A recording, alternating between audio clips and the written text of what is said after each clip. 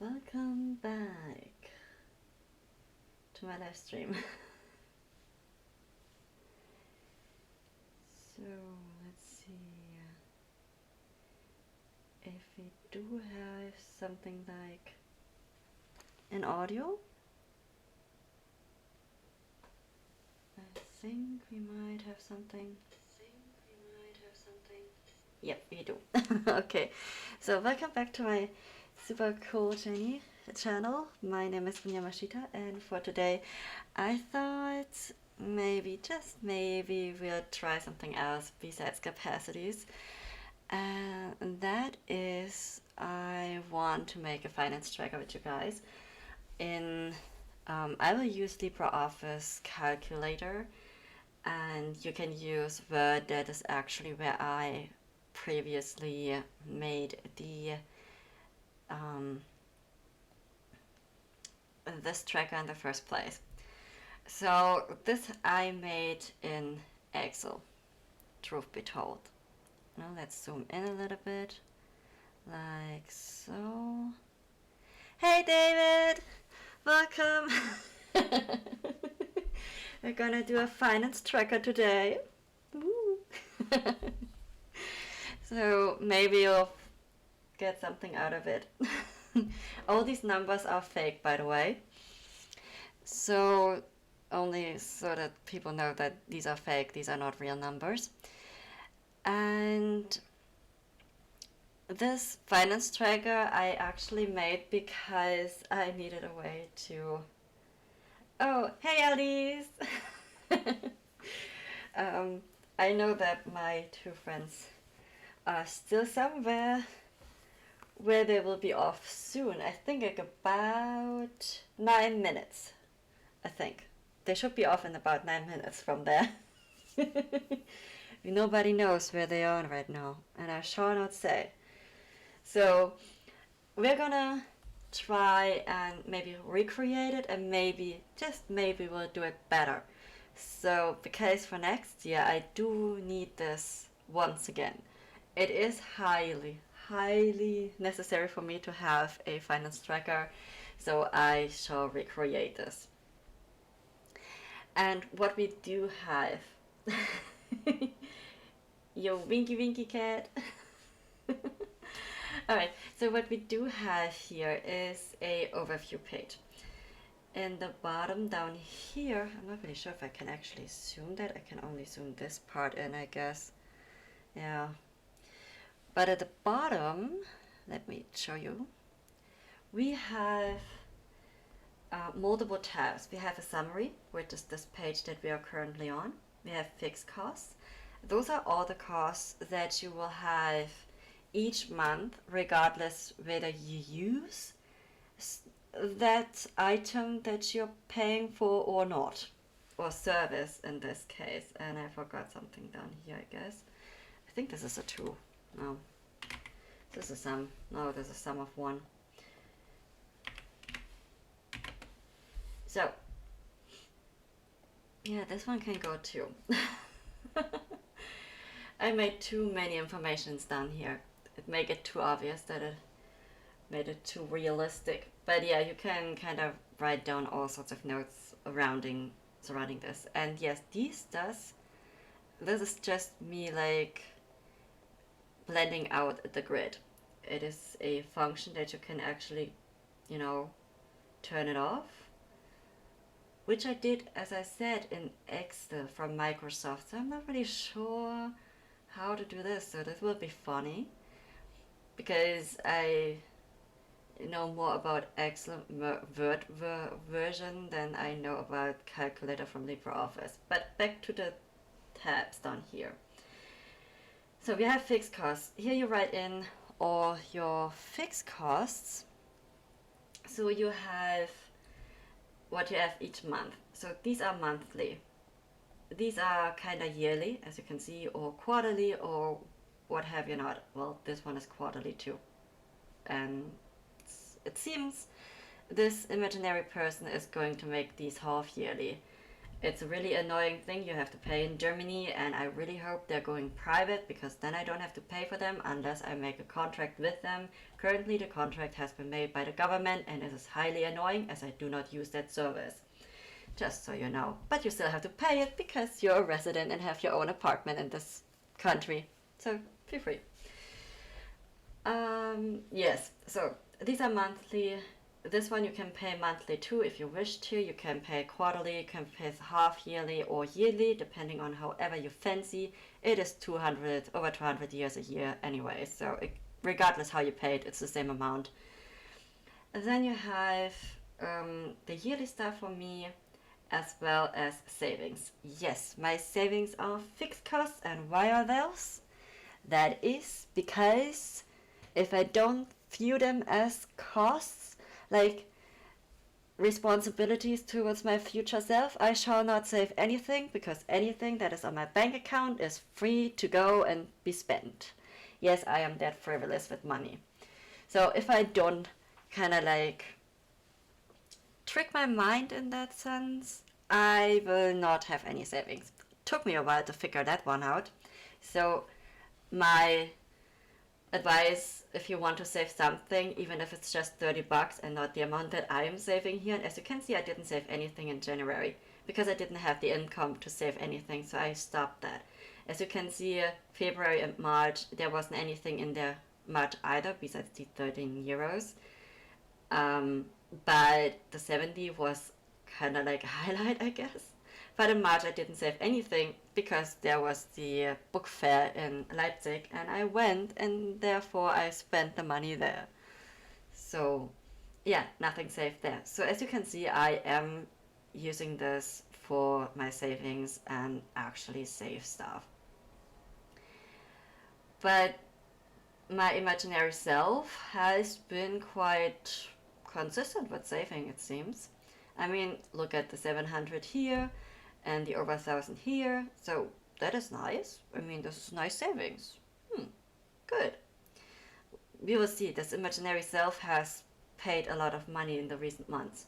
So, yeah, or recent weeks. Anyways, let's go. These are the fixed costs. As I said, you have to pay them regardless whether you use the service or not. That's how you can actually differentiate between variable costs and fixed costs. If you have to pay them regardless of whether you use the service or not, or if you only have to pay them when you're using the service. And also fixed costs don't usually change in the amount that you have to pay that often. Sometimes once a year or not at all, depending on how it is. Energy, for example, I can say how much I want to pay upfront to the company, and I can change that to a certain degree. I can go higher to a certain degree or lower to a certain degree. But why would I go lower? If I have a higher usage than the previous year, I will have to pay them afterwards all at once, and nobody has the money to simply pay 300 euros at once, you know? You don't have to. I mean, usually they are nice to offer you kind of like a payment plan, but I wouldn't actually count on that. So no, it's best to not get in that situation to begin with. If you are new because you have never lived alone, my dear David, then it's probably best to ask someone that has probably about the same amount of usage that you have and what kind of money they pay per month. So when I moved out, I asked my mom what she was paying and simply paid the same amount and stayed that way. I have across the border throughout the years, most of the time I paid about 35 to 40 euros.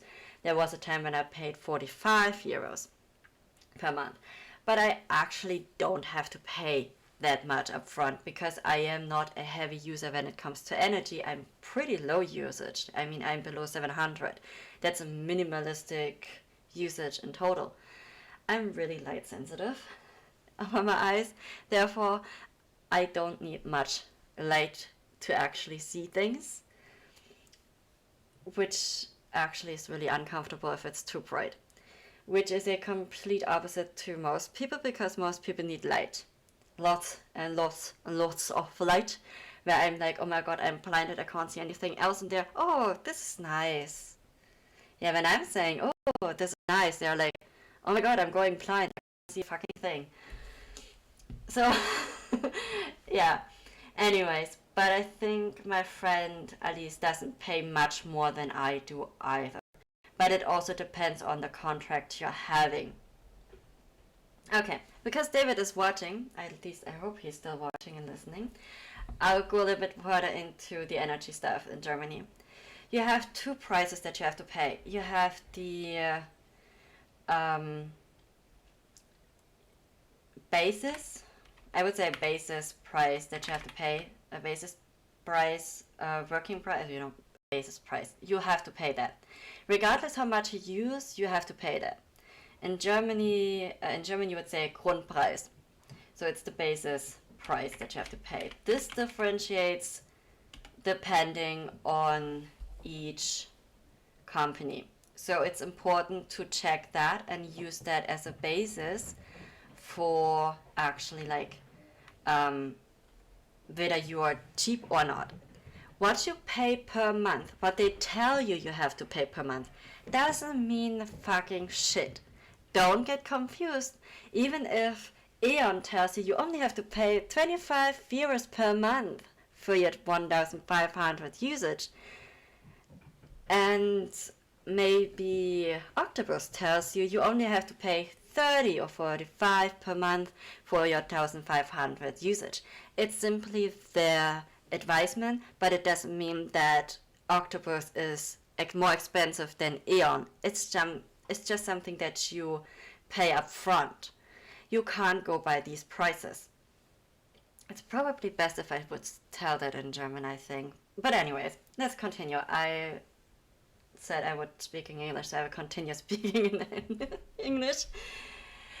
So you have this basic price, or the ground price, basis price, I don't know, basis price. I will stay with this, even though it's not the correct word.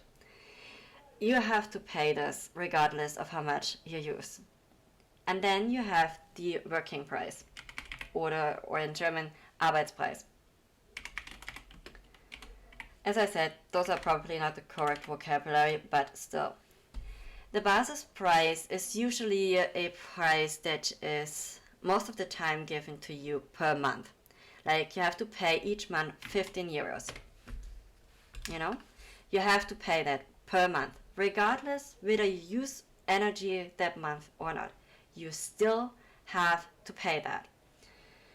So let's see, we can go like 15 euros. And then you have to pay a working price. Currently, I think a medium price would be 26 cents per kilowatt, like per your energy. Like, I think it's 28 per kilowatt or 25, depending on like what it is, like cent per kilowatt.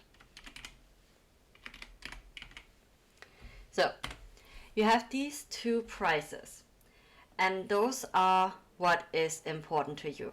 These are the prices that you have to work with to figure out how much or which contract is the cheapest you have to go. And I'm totally sidetracking here, but okay. So you have to go with these two things. Let me zoom in a little bit further so you can see better. Okay, so you have these two prices.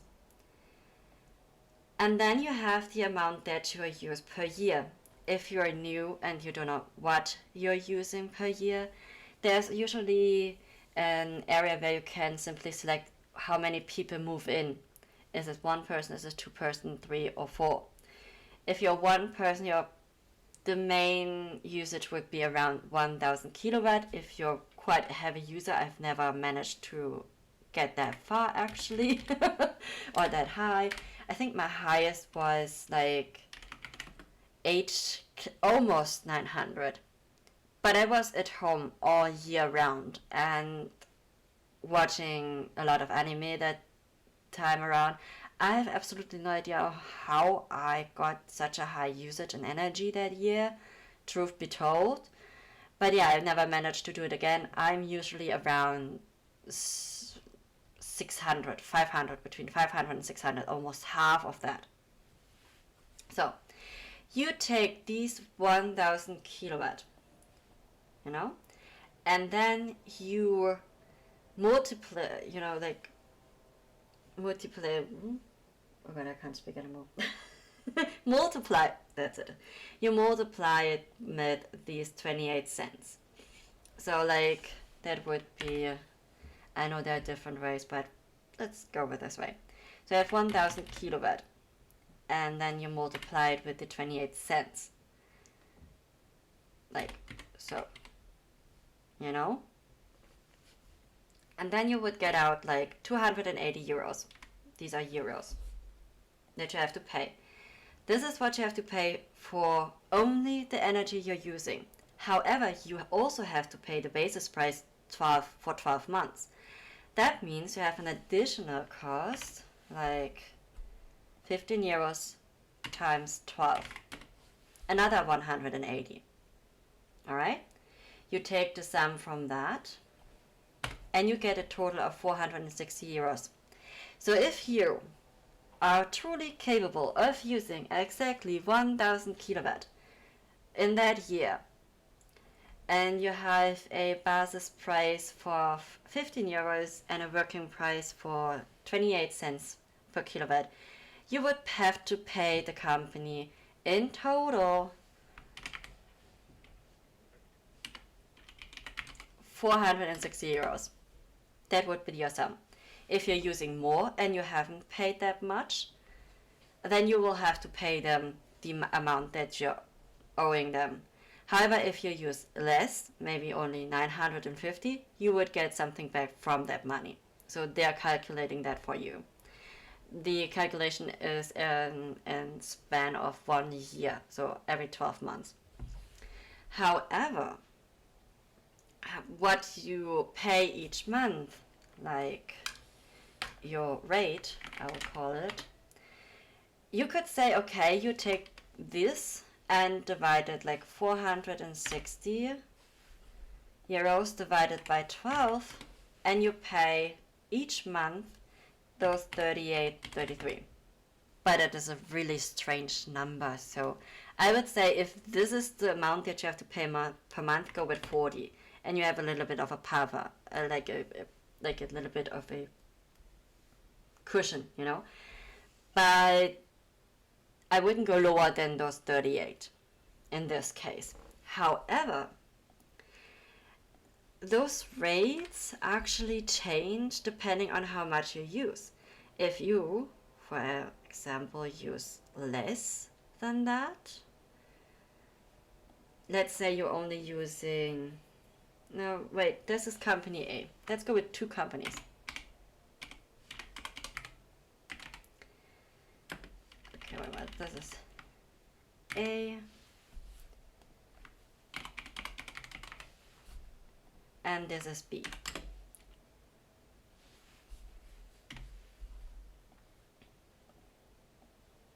Let's make it a little bit more like both left, and let's give it like a border. Let's go with the border, because otherwise you won't be seeing much. So this is company A, company B, and I kind of want this in the middle. Like, let's do it like this. This is your usage. Okay, to have a clear, you know, like a clear vision of which is more expensive and which isn't, let's continue with the 1000. So, no, not 1000 euros. Why is this there? Like, this is kilowatt. Okay. However, their basis price is only 13 euros. Their working price is 30 cents. Let's go with that. Again, take those 1000. Oh wait, there's a 1000 multiplied by 30 cents. It's not 60, 30. It's that. And then you multiply the 13 euros times 12 months. And you have that. And then you have a total of, nope, that's too high. I only need these two. So if you have a usage of 1000 kilowatts per year for 12 months, it doesn't need to be a calendar year. It depends on when you start your contract with the company and then 1 year. So if you started at mid-year, like at the beginning of June or July, your year would be up in June, July for that. Simply like. So if you're using 1000 kilowatt, of course it would be more expensive, and because if you divide this by 12, like, you would have 38 euros. You could pay those 38. However, I would say, okay, so let's go with 40. You have company A, you have company B.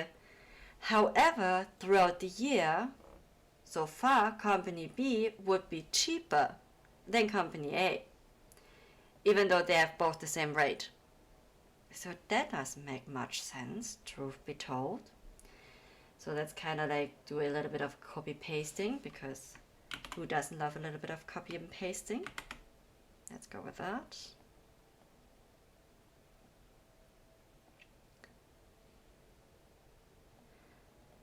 So, okay, so we have these two. Okay, so with 1000 kilowatt, this isn't much difference. However, let's see, and let's say you need 1500 for company A and for company B. We're gonna do the same thing with 1500 kilowatt because you're using more. So we have 1500. Let's go in here and go and change those numbers with 1500. As you can see, I don't have to actually change much.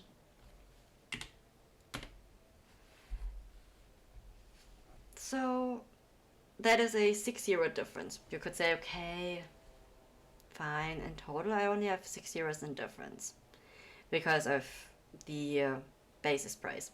We're gonna play around a little bit further. Gonna do that again, because the more difference you have in usage, the more apparent it actually is. Okay, so let's say you are only using 500 kilowatt. Let's take the 1000 away and say you're only using 500 kilowatt.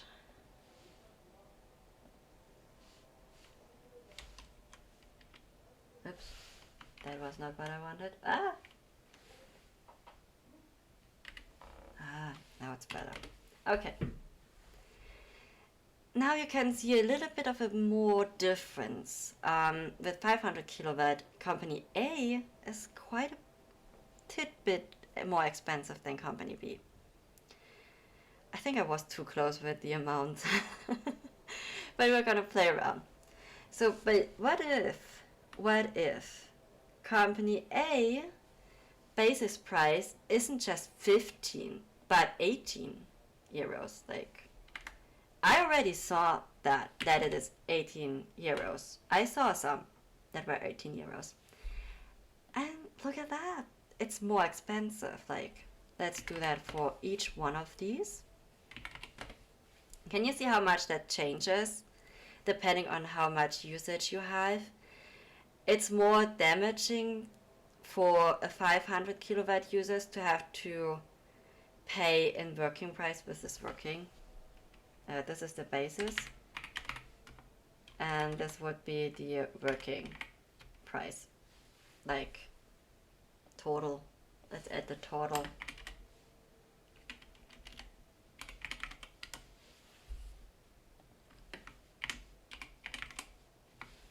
So for someone that uses only 500 kilowatt, having to definitely have to pay these 300, no wait, this is this one. Oh god, let's do the basis price. Oops, like the same coloring so that I can actually differentiate them, because it's this one.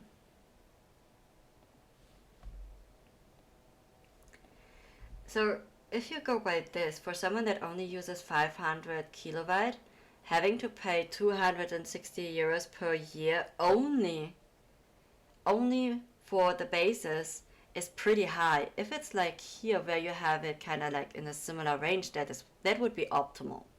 This part, this would be totally optimal. But this, you're only using about 140 euros of energy money wise, but you have to pay an additional 260 only for the basis price. That is really an exorbitant amount. Also, like here with it 1,500, but we'll see what happens if you're changing the working price on these. Let's say you're having a high price with the basic, but you have a working price of 25 with company A. But you have a working price of 3 cents more with company B. If you are like, in this case, you would still be cheaper with company B with 1,000 kilowatt. And way more expensive with the 1,000 here in company A. And yes, they could totally offer you 40 euros for each of them. So this is actually is not something you can use as a basic to like decide which company is cheaper. As you can see, you can always pay those 40 euros. It all depends on how much you use at the end and how much of the basis price you have to cover. So there's that. So with 1,000 kilowatt you have more room, but if you're a heavy user or if you have a family of 4 or 5 and you have really heavy usage, that's where it really kicks in. This might change us. Let's go and change those prices out. Like this is 25 and this is 33. This would also be 33 cents. Okay. Now I know what kind of irritated me. I haven't. Cent per kilowatt. Use. I copy. No.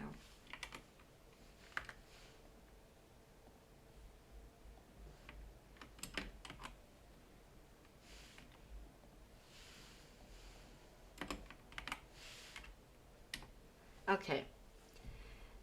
So as you can see, even though this price is the working price in company B is higher than the working price with company A, it's still cheaper than company A because of the basis price. With company, let's say if you have 1,500 as amount you're using each month, it does make a difference. Like you have not as much of a difference, truth be told, between these two companies. But hey, do you want to have, in this case it's 40 euros more, in this case it's only 30. Wait, do I actually have to? No, I haven't. Wait, I have to like 25 and yeah, that is correct. So like this is 33. I have to actually change these to like, this is 25, otherwise it won't work. So make sure you're actually changing these numbers so that I don't talk shit. Okay, now it's more obvious. You're using, did I change it here? No, I haven't changed it here yet, so let's go with this. This isn't changed either, so 25. Okay, now you can see with 1,000 kilowatt, company B is actually more expensive. Now I've changed and corrected the numbers. Company B is more expensive to you than company A, even though the basis price is cheaper than company A. At the sum, in total, it is 20 euros cheaper to you because of the amount you're using and the cheaper working price. That's why company B with the lower basis price and a higher working price is more expensive to you because you have the 1,000 kilowatt that you're using. Then you have 1,500. That is even more apparent why it is so important to go with these basis prices and working prices and checking if they are truly cheaper or not. This is your only basis line you need to figure out whether a contract for you is cheap or not. So you have 500 kilowatt, 1,500. You can see company A is totally cheaper than company B because of the higher working price you have, because of the high usage. It is more, the higher your usage, the better it is that your working price is low. The lowest you can get. You get away with a little bit of a higher basis price. However, that changes the moment you get to that sweet spot, which is usually around 900, 800. If you get lower than that, the lower energy usage you have, the more the basis price will hinder you in actually saving money with energy. Even if the working price is cheaper than with company B, you still pay more over the year because of the basis price. With company B, if you're only using around 500, you would be cheaper in total by 20 euros. Sometimes 20 years are a make or break it these days. The lower you have with the energy, the lower should your basis price be, and you get away with a little bit of a higher working price.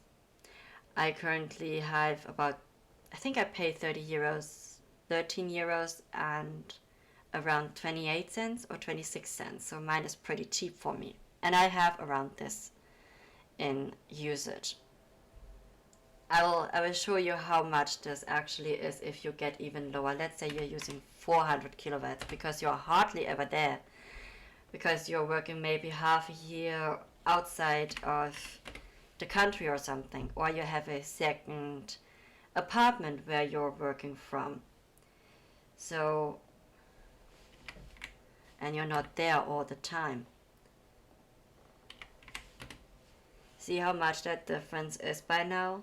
The lower you go, the more expensive company A will be for you. However, the higher you go, company A will become cheaper to you. Let's say you are a family of 4 and you're using 3,500. As I said, sometimes there's a sweet spot where it doesn't truly matter, but for that reason alone, you really have to calculate these things through. So, if you're using 3,500 kilowatt with company A, you would pay 1,091 euros for the whole year. Company B, you would pay 1,311. That is a nice over 200 euro difference. I mean, 200 euros that you could have used for something else than energy, most certainly. So let's kind of like a little bit calculation for energy in Germany for you guys. So truly, if you're looking into a energy company in Germany, the only prices you need, or the only things you need to calculate your price are these. These are the numbers you need. You need your basis price, your working price, and the usage you had. As I said, if you're newly moving into an apartment and you are unsure of how much you're going to use, you either maybe have contact to the previous user of the apartment and maybe can ask them, go by friends that have maybe about the same space that you have square meter wise, and ask them where you have like, okay, they have about the same amount of electronics that you do and use. So you could kind of go and get a feel for it that way. But usually the medium of it would be per person, like you have one person it's about 1000 kilowatt. So if you go with 1000 kilowatt for newly moving in, you can simply use 1000 as a baseline for calculations in this like this, or you can actually change throughout the year. Not the company, you would be locked in for a year. But if you're unsure, just use a yearly contract to get a feel how much you use throughout the year, and then the next year you can see if you have to change, if you can stay, or otherwise, or maybe just stay in the same company and use a different plan. Sometimes they offer different plans depending on what it is. Also make sure you know how your apartment is heated and whether you use energy for heating or not. I do not. That's why I have such a low usage of energy, and I don't have many electronics. I have a PC, I have a tablet, I have a phone, and then the usual kitchen stuff. So I don't have much in terms of what I use in kilowatts. Sometimes it's more, sometimes it's less, but I usually pay about 40 euros to 45 depending on what my financial situation is. So that is a nice number that you can go on and see how much it is for you. That's how I usually calculate whether energy company or the plan itself is good for me or not. So I always go for a low basis price and a slight bit, if I can, also a low working price, of course. But if it's a few cents more expensive than a company with a higher basis price, I don't mind. It doesn't really work against me in this case. I simply restrict myself in using energies. But as I said, I already don't use much. I am really comfortable between 600 and 700, so I usually calculate with these levels from the get-go. But I have been living on my own for quite some time now, so I already know what I'm using. So that's that. Also keep in mind I know that sometimes landlords restrict the restrict your view on your meter for the energy. But even then, if you want to get your meter count, you simply go to your landlord and tell them you would like to see your meter and write down your meter count to have an overview of how much energy you're using. That is a good thing. You can do it for the first 3 months. You have basic energy delivery from your city, so you can also say, okay, for the first 3 months I will stay with this company and see how much I use, and then I will change. That is also possible. 3 months is usually a good indicator of how much you would use throughout the year. So you have 3 months depending on how much you're using. Maybe in the first month you're only using maybe 20 kilowatt. Wait, let's get rid of the euro stuff. Kilowatt, and in the second month you're like 40 kilowatt, and the third you're also close to 30, like let's say we are 36 kilowatt. And then you kind of like take the sum of this, divided by 3, take the sum, divided by 3, and you have a medium for the month. And that is the medium from those 3 months. You could say you can multiply it with 12 for 12 months, and then you have your prognosis of how much you would be using throughout the year, and that would be in this case 384. That would be a way how you could guess and predict your usage. If you're uncomfortable with 3 months, maybe take the 4th month into account and go off by that. But that is how you could predict your usage based upon your own usage, not upon someone else's.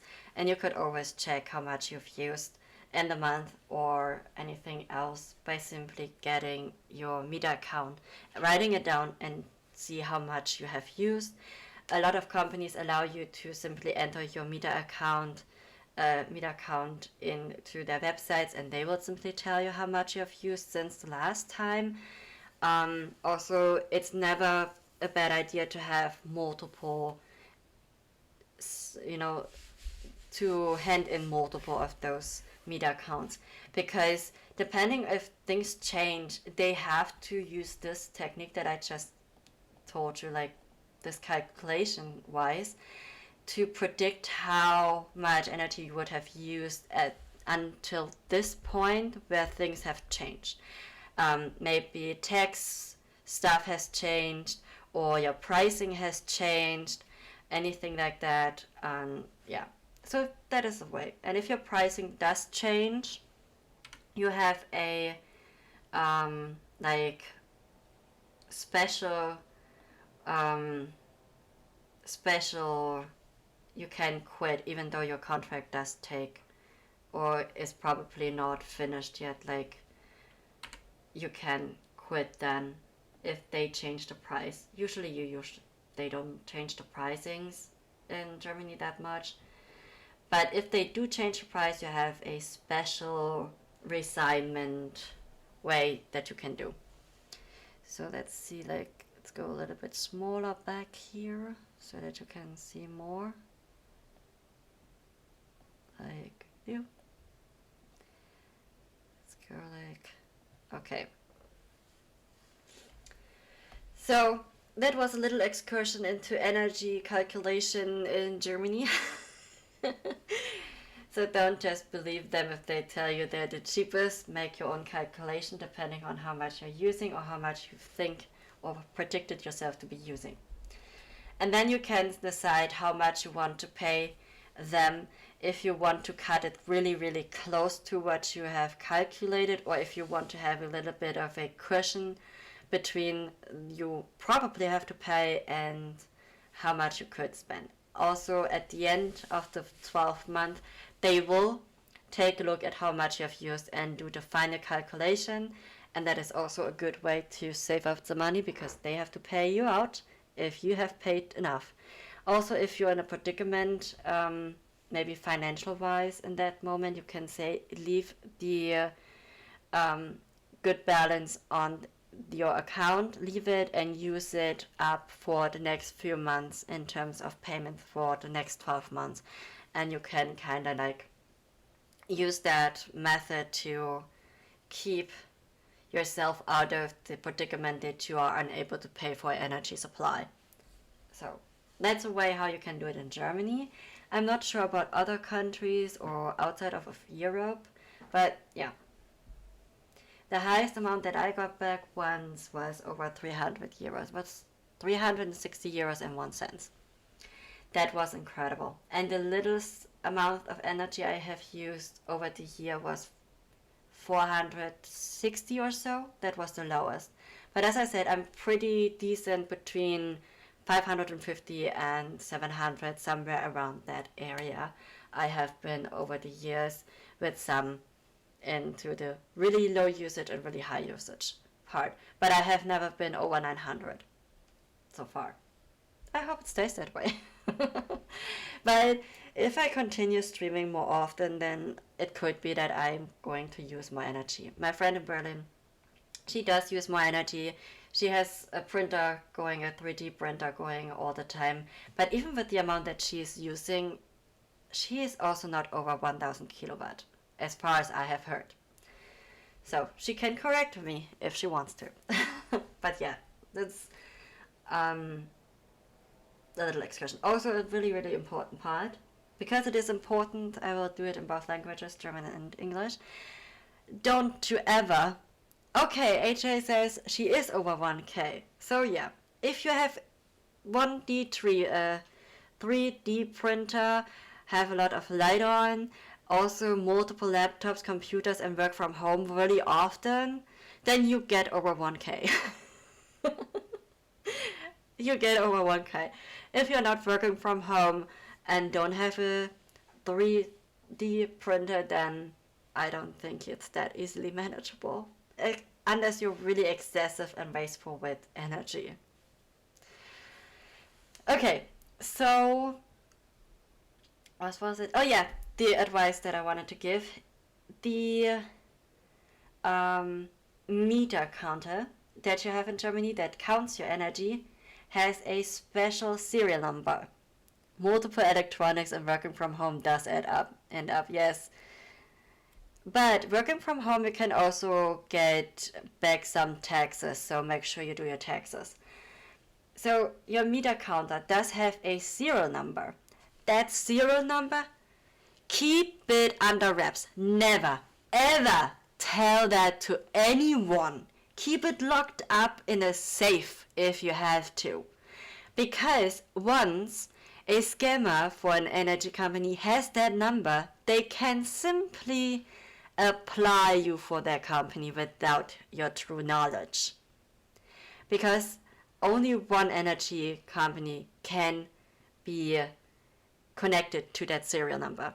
So keep it under wraps. Never ever tell that anyone. If someone comes to you and they want to make you an offer, they do not need that number. They do not need it.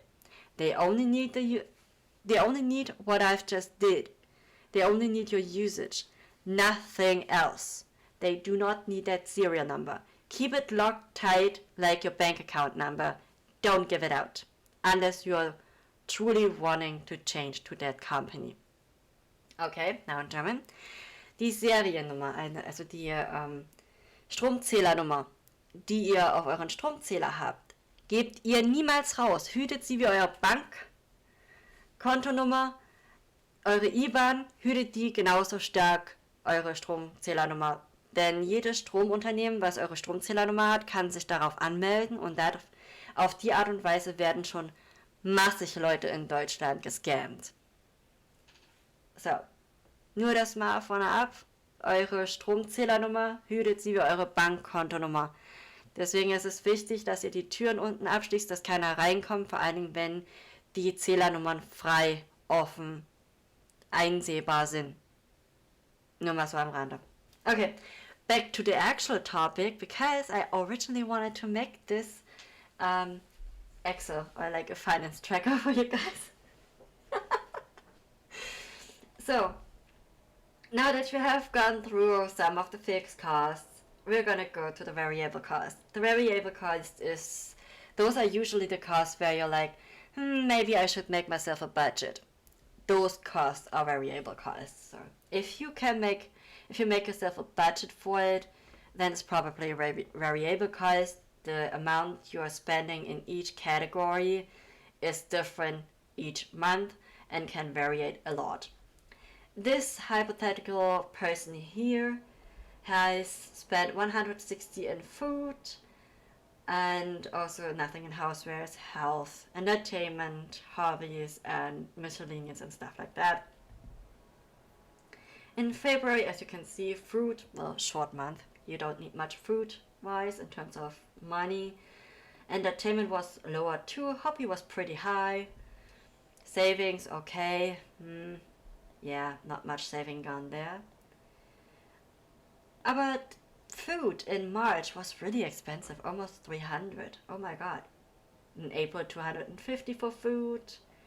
In May, May was really expensive for this person here. I mean, they spent almost 1,600 for housewares and over 300 for food. Hey, and 150 for entertainment. And they forgot to write down something in savings, it seems. Yeah, food again, like over 250. Food has become so expensive. AJ writes, mir wurde vom Hausmeister meiner alten Wohnung erzählt, dass der Vermieter meiner Wohnung an den Stromzählern rumschraubt und einige Verbindungen geändert hat, um vom Strom vom Nachbarn mit abzuzweigen. Oh, der Mieter, okay. So, to translate this a little bit, for AJ, her past apartment, the previous rent Tandy, he did a little bit of rewiring his cables and used the meter from his neighbor and actually used, or not really the meter, but the energy of his neighbor, and his neighbor had to pay for it. So my guess is the landlord made sure nobody can have access to those things anymore. At least that would be my result out of it. Alright. So, yeah, you could also like have a really simple list type of version. You write down in a list form what you get and what gets deducted. That's probably the easiest finance tracker that you can make. And yes, you can also do that in Excel or LibreOffice Calculator. And the reason I'm doing that in Calculator is because I'm terrible at math and I make mistakes. Hey! Therefore, I don't want to make mistakes. Also, this has a really amazing feature that I have not seen in any of those finance tracker apps. None. It's just not done. When I go to my fixed costs, I can change the amount that I spend. I can say, okay, I have a new private stuff, like I want to pay here, I want to pay 125 now, and I want to pay 300 here now. Okay, I quit my additional health insurance for my teeth. That's out. I quit Audible. Unrealistic AF, I know, but hey. However, the price for my public transportation went up about 100%, so hey, I'm paying 160 now. Jesus Christ, those are prices. And I changed my internet provider and I have to pay $50.99 now. Oh my god, this is really hella expensive. I hope it never comes to this. Also, I can't really save that much that month, but I want to save 500 in this one bank account and I want to save 300 in another bank account. And I don't need those 30 euros anymore. And I can go to my summary. Oh my god, this is huge. Let's go a little bit smaller then. And see how much my fixed costs are in that month. Also, I have to kind of like take that one out. This is my income. These are my fixed costs now. Somehow my income doesn't match my fixed expenses anymore. And if I scroll down, I can see, oh my god, I'm in a minus. Wait, let me just kind of like get rid of all these numbers in here because they do play a role in it. Okay, that's better. Okay, so if you have none of the variable costs going on in that month, sure, you have 124 euros and 11 cents for that month that you can spend however you please. Yay! Did I mention that this person has spent about over 300 euros for food alone and is usually like in about 200-ish just for food? And then you only have 124.11? Jeez, that is not working. Something is not adding up. So, yeah, that's probably not possible. Back to fixed costs. Okay, so we can't say 500, 800 in total. Okay, so we're gonna go down to 150 and maybe only 100 here. Let's see if that is better. It probably is. So we have, again, this is our income this month. It doesn't change, no matter how much you do. Yeah, AJ wrote, yes, they put it behind the class war, so it can never happen again. So the, regarding the energy meter. Yes, 124 euros is absolutely not enough. I think around 180 for food. Yeah, if those are the higher months, like where I spent 300 for food, those are the months when I was buying a lot of meat. These are the meaty ones. So, okay, this is your income. It doesn't change. It's usually all the same, depending, I mean, some jobs come with variation to your amount of stuff that you are getting. Sometimes if you have additional stuff that you get, like bonus or something, then it would change. But if you're in a office job, and so I'm kind of like I am. I always get the same amount. It doesn't change. Yes, and I really have a high need for cheese. Cheese is also very expensive. So because we changed the amount that we want to save up, we can actually see that it's only 1,291 euros and 80 cents, and we would have 500. That is much better for the month. So you have 574 and 11 cents for the whole month that you can actually use freely for your variable costs like food, housewares, health, entertainment. You have 500 that you can use. Ignore the 400 that is down here, that is a formula. That is because I changed something in here. If I put in an X here and here, it actually changes to a 0. So these X's have a meaning. We'll get to that because this is a really amazing one. I'm really so proud of this one. And I'm only explaining, oh my god, this is going to be a long one, so we're probably not gonna get to it, so I'm only explaining it. Maybe next time I'm gonna do it. So you can actually see how much you have down here for each month. So you can see this person has for November the same amount that is coming in. However, some stuff has been deducted already. So this is what she has. This person has this amount for the whole month. These are the expenses that she has in the month. And remember, we have savings in here that we can always cancel to minimize this number. We're gonna go in here. Just make sure you also do that in your bank account if you do something like that, because this is automatically in this case for the hypothetical person. And then you would have this. This is the true fixed cost for this person. The true fixed cost without saving. So that person wouldn't save anything in that month. However, that person would have to pay in this month this sum, those 700 something, and would have about 700 something for the whole month to spend. It is November, it is Black Friday. This hypothetical person is going to spend a lot of money in that month. So maybe that person should do what she's doing here right now. We are doing and not save anything this month. It's probably not gonna work anyway. However, the amazing part about this is that you can use this in January. If you know what is happening in December, you can already calculate in January what your costs are in December.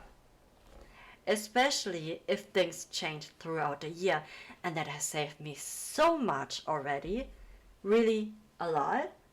Because my income changes, I can predict how much I have to pay for that month, and can see if the amount that I'm having or getting is actually enough to pay for my fixed costs in addition to my variable costs.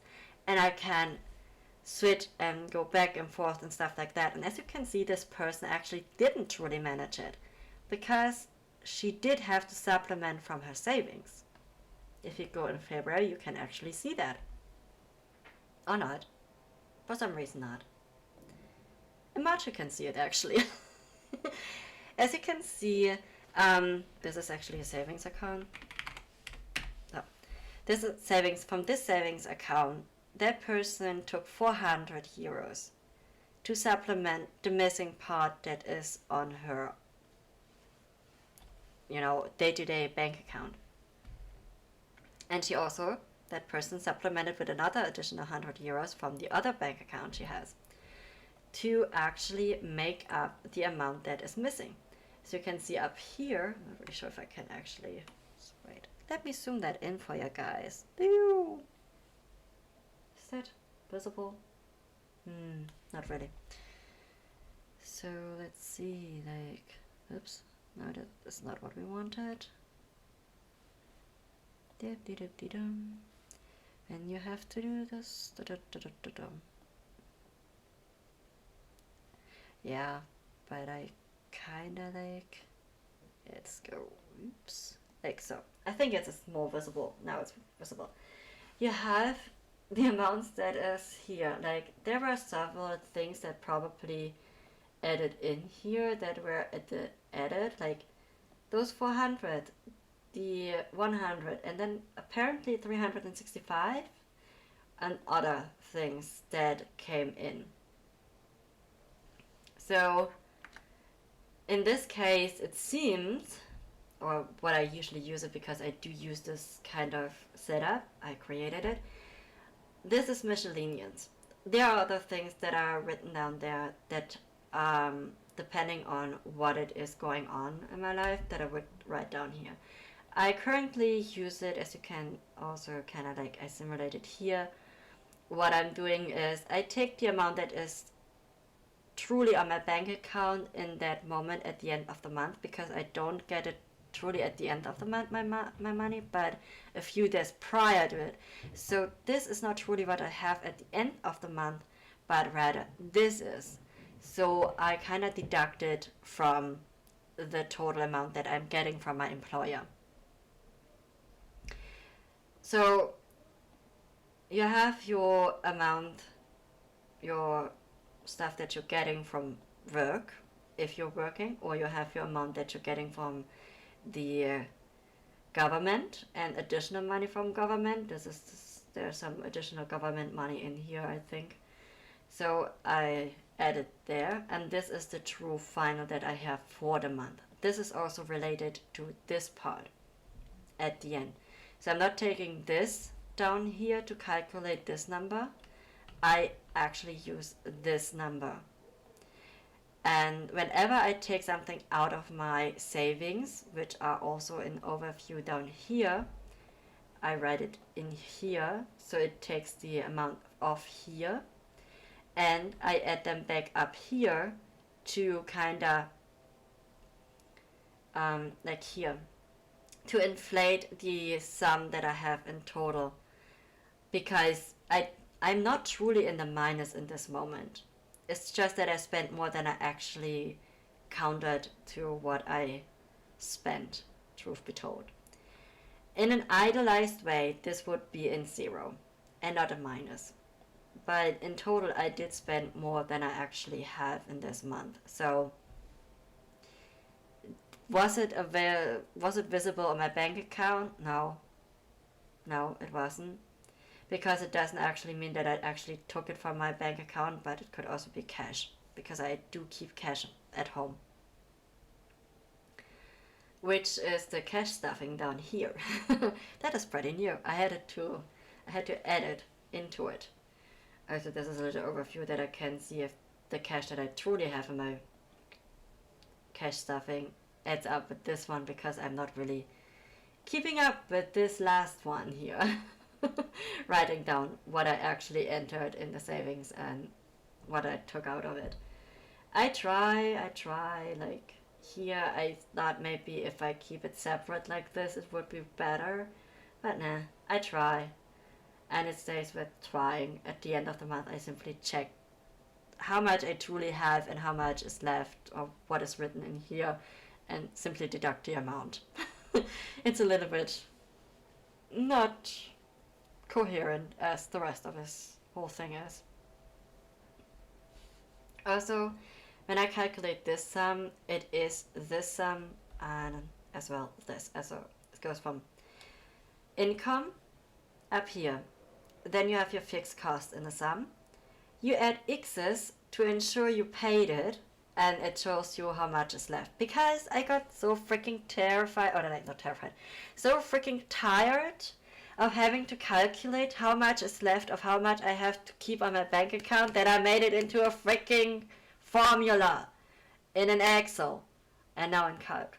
But it is a freaking formula that I'm using right now, and I just realized that I haven't minimized this, but as you can see there's a freaking formula down here. So let me make this smaller so you can actually see what I'm doing. I just realized. I'm so sorry, guys.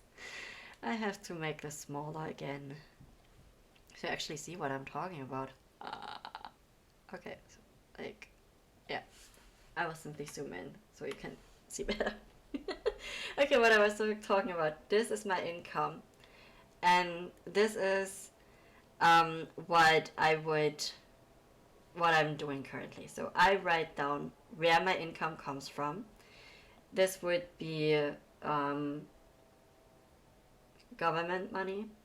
This would be the money that I get from my company when I work. And this is other stuff that I might get.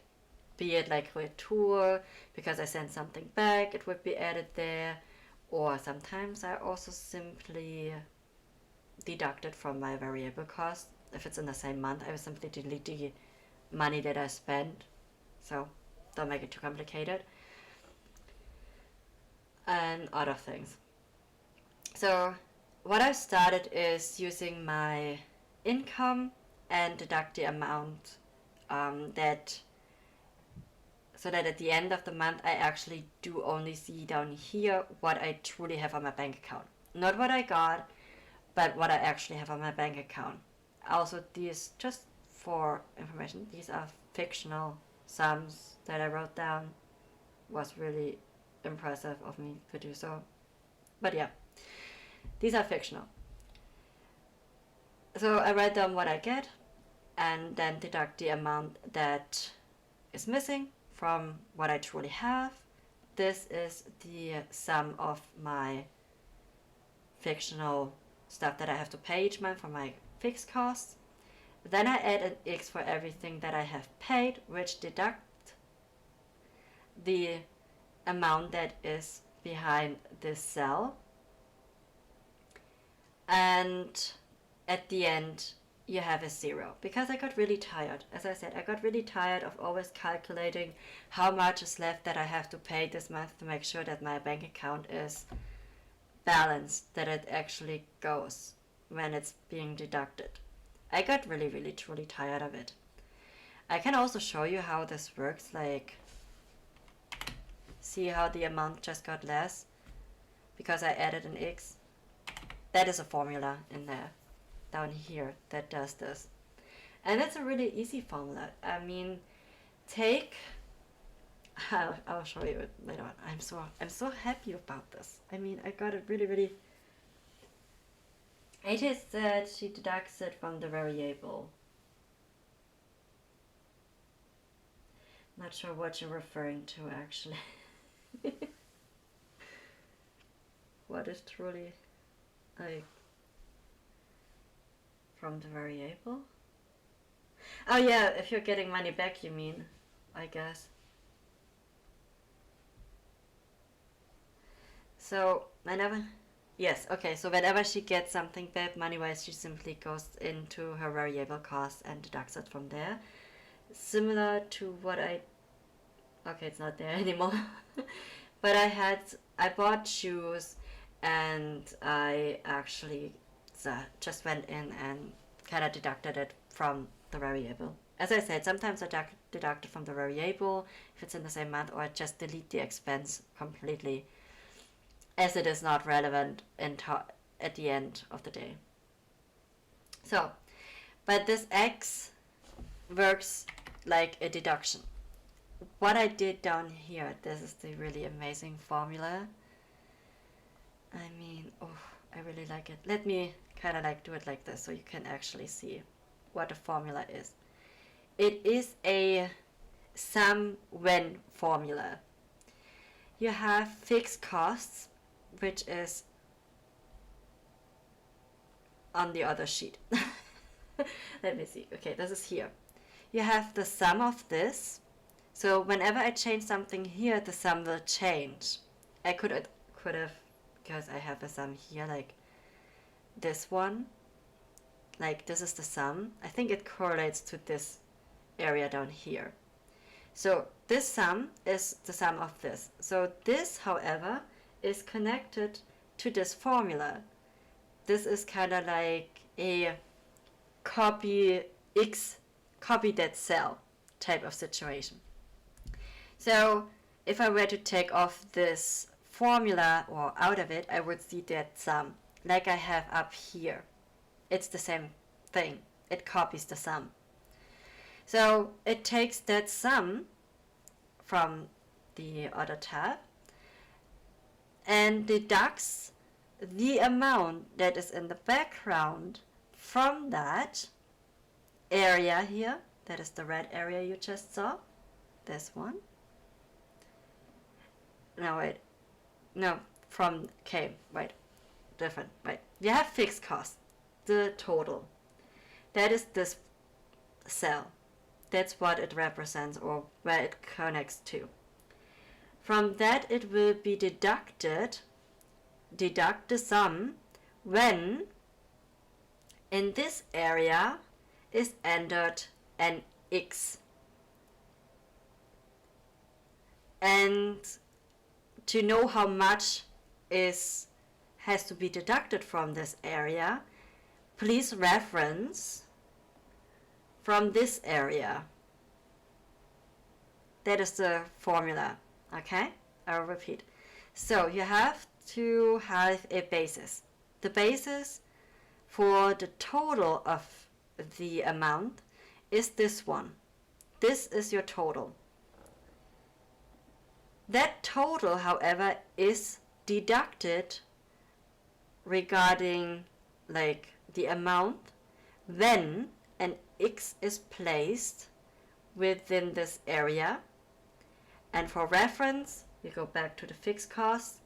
Please reference this area, these cells, in correlation to it. And that at the end, go back out, happens when you enter an x in here. That's why it deducts stuff. And whenever you change the amount back here in your fixed cost, because this is your baseline, whenever you change stuff in here, it does show in here. So these x's aren't just like a reference for you to see in one glance.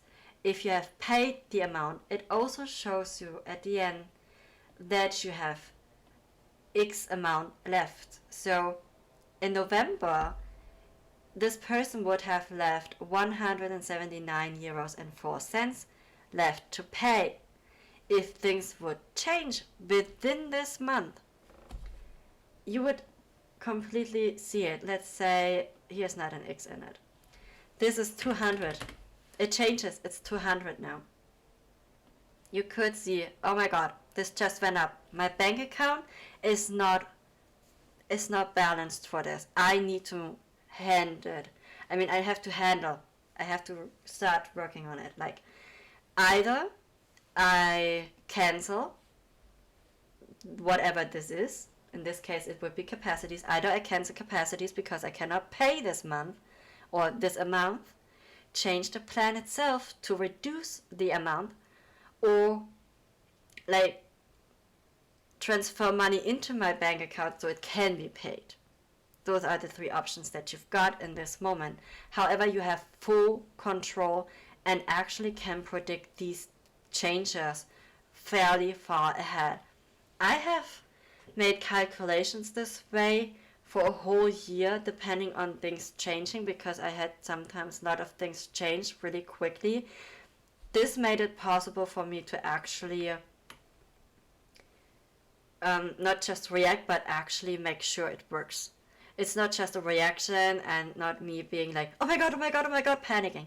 This actually took out my panicking because I was able to calculate in the moment, what do I have to do to make sure that I have enough money and that I don't get into the minus and that I don't get into debt or anything like that. You can also, like, if you do have debt, you can actually enter that. I had that at one point with, I had a debt version in here. Those would, like, you could say, okay, this is a debt.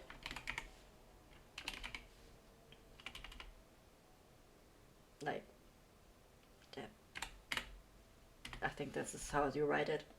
Don't quote me on that. This is a debt you have, and let's say we are making this red to ensure, oh no, not the writing. Not the writing, we want the background as a red. You make the red, because this is something you have to pay each month, and make sure you pay it. If you're lucky, you have it with a friend and they're like gracious enough and tell you, okay, you don't have to pay each month, but they tell you, okay, save the money, and when you have it plus extra, you pay me then. And if you need the money in the meantime for whatever else, take it and use it. That's a really cool thing that my friend did for me there. But that's also like, be careful whom you give money to and make sure it's a person you actually get your money back. So if they haven't proven to you, don't give away high numbers, just small numbers, to see if it actually works. So my friend knows she always gets her money back, so a little bit more lenient with me. But I also I don't like having debt. I don't have debt actually. I have no debts at all. I am all paid off, which is a really luxurious thing to say. So this is my favorite part about this whole tracker. About this whole finance tracker, this is my most favorite part, the most beneficial part in total, because you can see, let's say this is like I said, we can also kind of completely delete this part. Okay, let's say it's a new year. It's a new year and you have new stuff. It's kind of let's see, let's take this all out and create a completely new year and how you use this. So we can also change these costs here. Let's say this is the new year, and in January it's you have to pay this amount. So this would be the new year. This stays 120, but let's see, you don't give any let's, I don't know, maybe do an additional one here, 45, for charity. This is a charity here. Aktion Tier is a charity.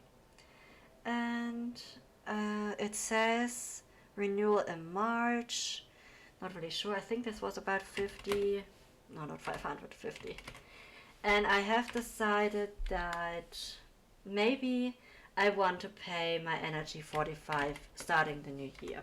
Simply so that I have a bigger, I've realized that I'm using more, so let's pay more to make sure that I don't have to pay them later on and that I get money back, because I always like getting money back, but I don't like paying additional money for it. So, okay, so, and yeah, internet got cheaper. We're only paying 25 a month now. Hey, Audible is still the $9.95. I hope it stays that way. Spotify is $12.99 these days. Jesus, that stuff is getting expensive. I want my CDs back.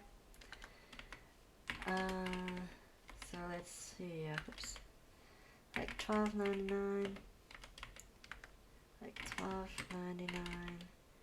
$12.99. Yeah, you could do it with copy paste. Well, let's do that. Copy. Oops. And paste. Yes, I do want that. And an additional $12.99. If I had to copy paste down here, this line would be gone. And I don't want that. It's annoying to recreate. Okay, so because I don't know what I will be saving regarding my rent, I will simply add the same rent because my rent did change. But usually September, October is the time when I get my calculations from my landlord and see how much I have saved. If you have seen this additional thing, maybe had not paid anything, but I think they did raise the price for next year for this ticket. I have no idea, but I think about $10. Let's do 20. I hope I don't curse myself right now. I don't want to pay 68 euros for this ticket. I truly don't want to pay 68. Please don't. Just don't. Because this makes it really expensive. Oh yeah, we need to do the 25s too. So, and 25. Oh my god, 25 for only internet? Ooh, that would be awesome. Oh yeah, let's do the 995 still. I'm not really sure why it was gone. Oh yeah, this one is gone. So let's say these two are gone. So we're gonna take them out completely. However, what I would do is I will leave the area in case something new would come up. Because if I take these two now out, these two cells, if I add something new, if I were to add something new, I would have to do all the whole process of what I did here again and enter it here, and I don't want that. As you can see, I'm having like simply copying that area. So let's enter that. So okay, so also like we want to save in that here, right? Yeah, I think we do. Mode caution x2. Let's do like this and make it green. Make it green again. Now, right, savings was blue. Mwahaha. Oh no, wait, no filling. I don't want the whole thing to be filled. Oops. Let's see, where's blue? What blue did I have? I think I used this one, yes. So this would be my fixed cost so far. Okay. So we want to save. How much do we want to save in that year? Let's see. For that one, we want 200. And we want 200 on the other one. And no, I don't want anything saving down here. This is already in the 200 with it, so we're gonna leave that empty. And we're gonna actually put this like, oh no, it adds something.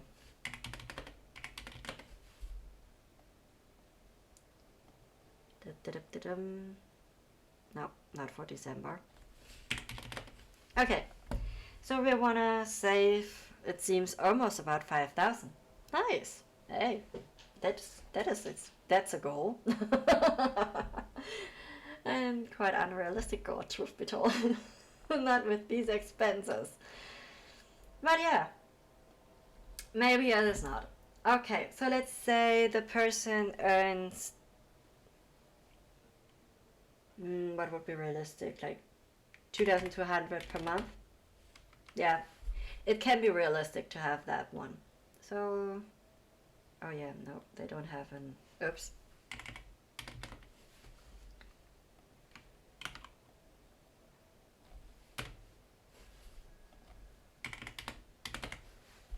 Okay, they're earning this amount per year. So as you can see, oh yeah, I have to kind of take out this. No, I need numbers. I don't want to add these numbers again.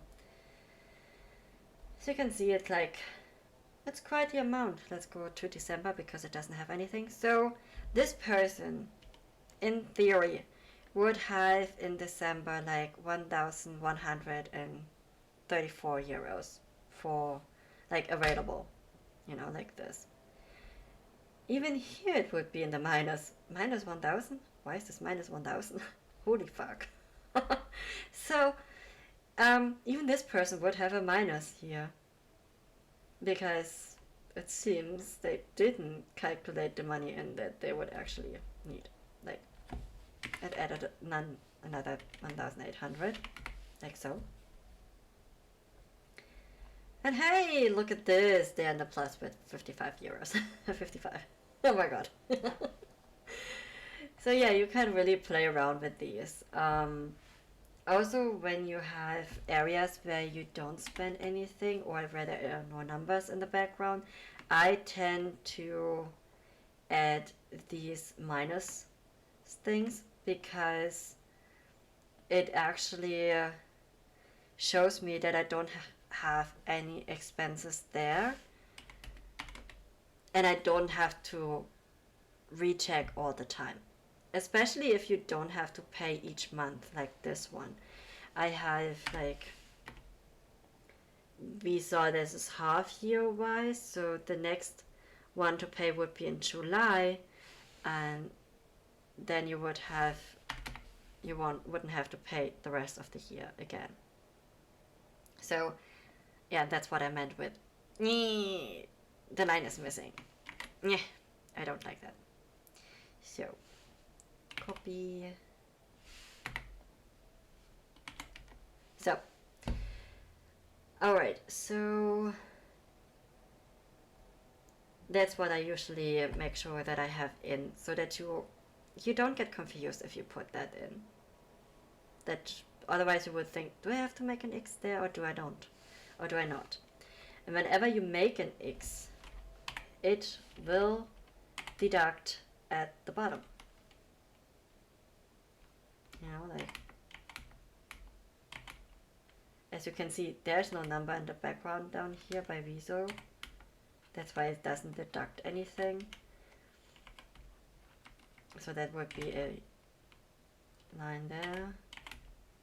And if I put it X here, also no deduction because there's no number in the background where it could pull from. So that would be a -2. I might be taking this away. I'm not really sure yet though. Maybe not. Maybe I'll leave it. I mean, it's only 30 bucks. Maybe I will raise it. I don't know.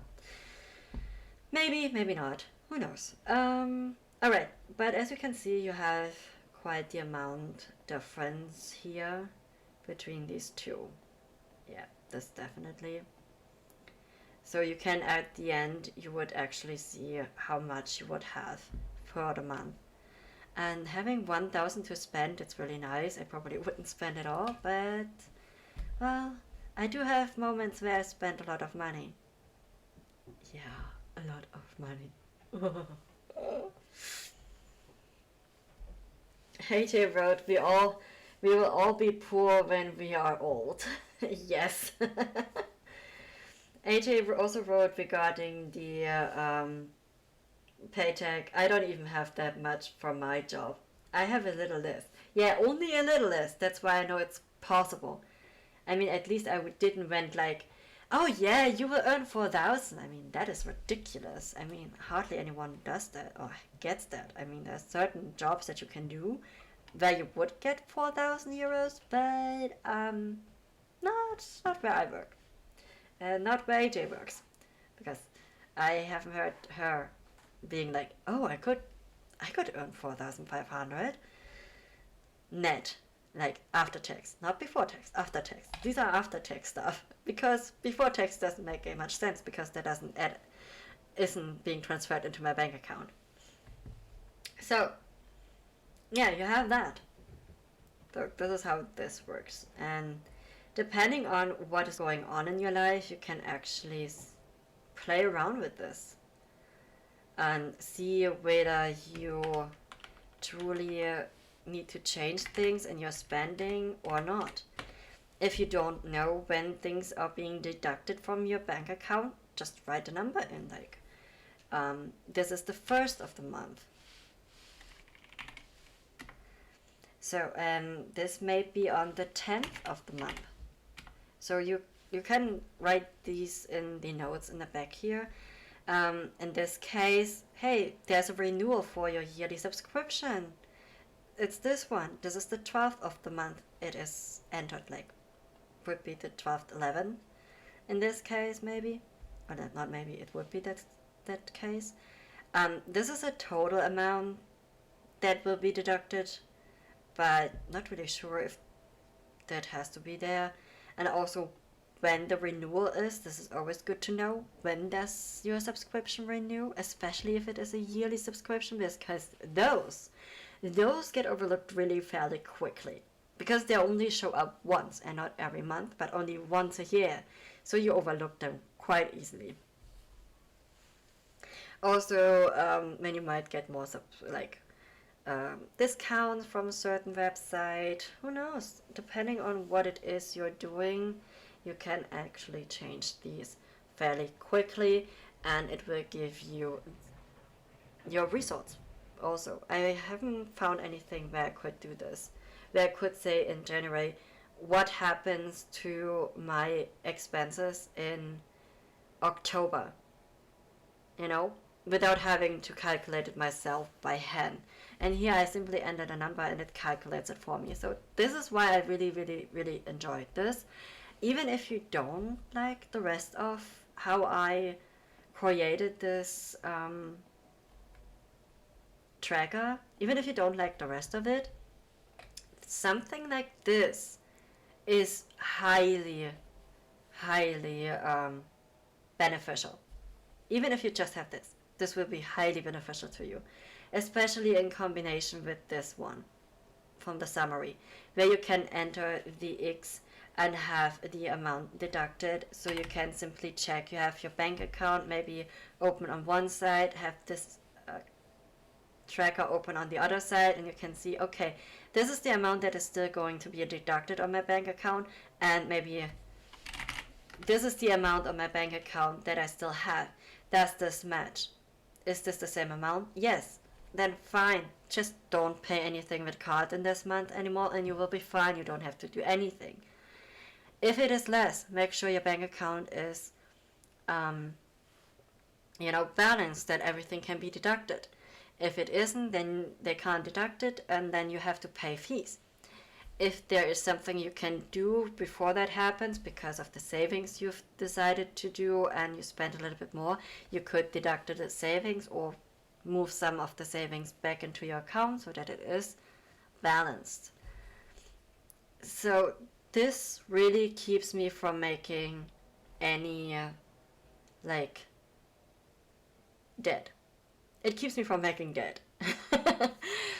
It keeps me from having anything like a credit or anything like that. It really truly keeps me from it. Credit is never good. I know in the US you have the problem that they're working with credit cards and other things, but even if you do use credit cards, do not under any means spend more money with those credit cards than you earn. Use them. By all means, use them if you want. However, don't spend more than you earn. And to know how much you earn and how much you have to spend each month, like with your fixed costs, take what you earn, take your fixed costs, deduct it from what you earn. If you want to save, add in those savings that you don't spend them, move them to a different bank account and then leave them there.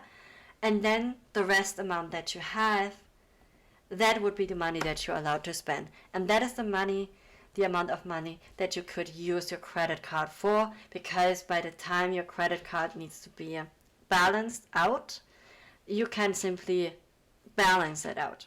And you don't get any late fees or anything like that. I think I heard it's even more beneficial if you don't wait until the day you have to pay, but pay it like a week prior when you have to pay. I think that's how you get a good balance or good credit score or whatever. I don't know that system. In Germany you don't have that. You don't pay with credit cards in Germany. You pay with debit cards when you pay with card. And those debit cards are directly linked with your bank account and it will be deducted right away. It's not like you're getting a total sum at the end of the month that you have to pay off. It's not like that. It will be deducted on the next day or 2 days, depending on how quick it is being worked on. So it's completely a different payment method. But if you don't want to have that, because I know in the US it's really quickly and easy to get it, don't spend more than you actually have, and always make sure that the bills you have to pay are deducted first and foremost, and anything that is left, feel free to spend. I am pretty well an easiest going person when it comes to spending. I spend more than enough for myself. And I'm so lucky that I don't have kids, because kids are expensive. I wish I had a pet again, but pets are also expensive. Yeah, I really miss my rabbits. They're so cute. Rabbits are cute, guys. Really, really cute. I mean, those noses, how they jiggle up and down. Oh my god, they're so freaking cute. Oh, cutie rabbits. Yeah, such cute rabbits. I want rabbits again. And maybe a cat. Cats are also really cool. I mean, they sit on top of you and then they start to purr and you're like, Oh yeah, now I could fall asleep. You have that way and the purring and the you feel the vibration and you kind of like fall asleep. Oh, that's awesome. Not that I experience it a lot, but my friend experiences a lot because she has 3 cats and she falls asleep really, really a lot with her cats on top of her. They love sitting on her. I don't know. She's also covered in cat hair. But okay. But those cats are freaking cute. Really, truly freaking cute. And they all have different personalities. My rabbits, all the ones that I had also different personalities. So animals are like humans. They all have different personalities. Okay. So, but I actually wanted to make this. So we're not going to be able to finish all of it today, I guess. Maybe, maybe not. So let's make it. Like, let's open a new sheet and actually create it because that's actually why I'm doing this chat today in the stream.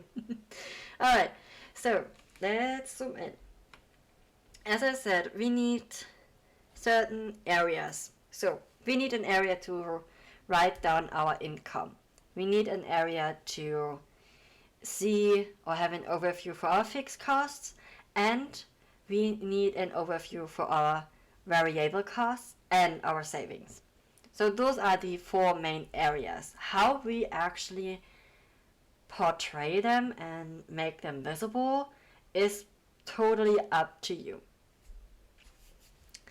So, okay, so how different can you do it as I have done? What I always want is an overview page. That one I need so that I would actually completely recreate this overview page that I had going on most of the time, this one here. This is the overview page.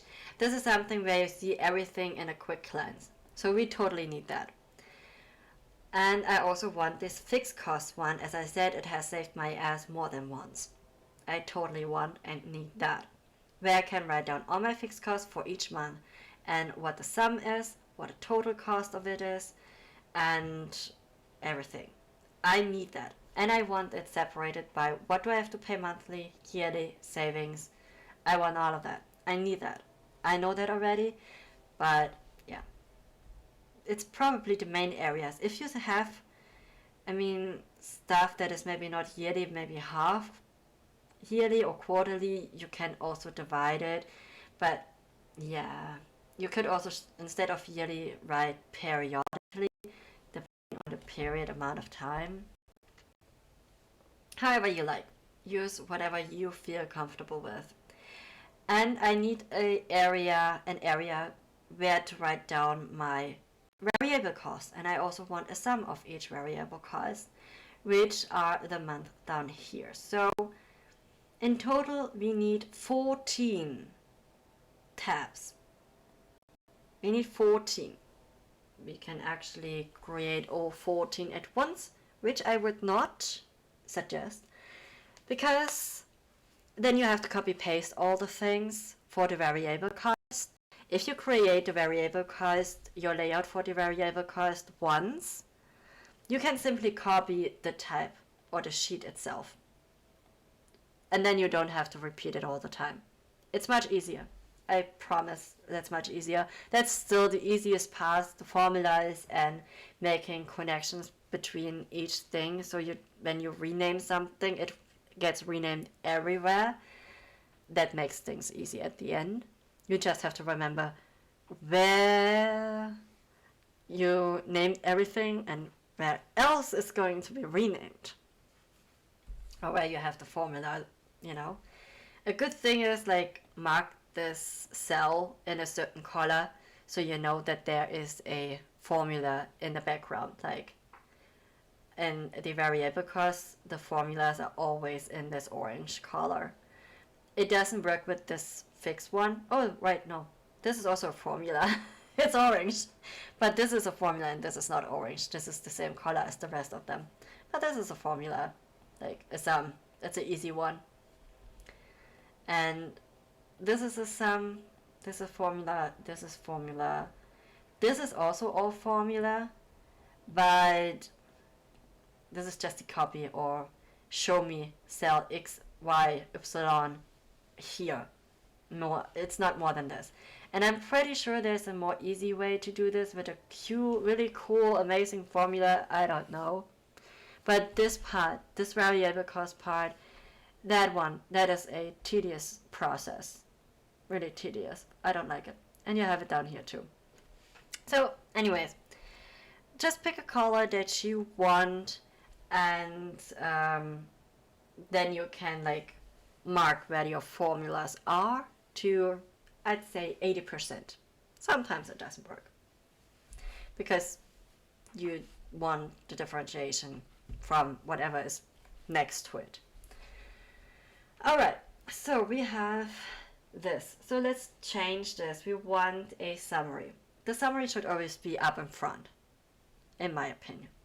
So we're gonna go and change the name. This is the summary for this one. So we're gonna do like a precursor to this, and then we'll have to fill it later on. You can write summary up here if you want to. I will leave it away. I will leave it right now. So let's see. Zoom in a little bit further. So we have our income area. If you have different types of income that you have, like you get, maybe you're divorced and get money from there, from your ex, you could write money from ex, or ex money, I don't know, however you want to name it, alimony, whatever, like ex money, you know, this is from your ex. Then you have your paycheck, like payment.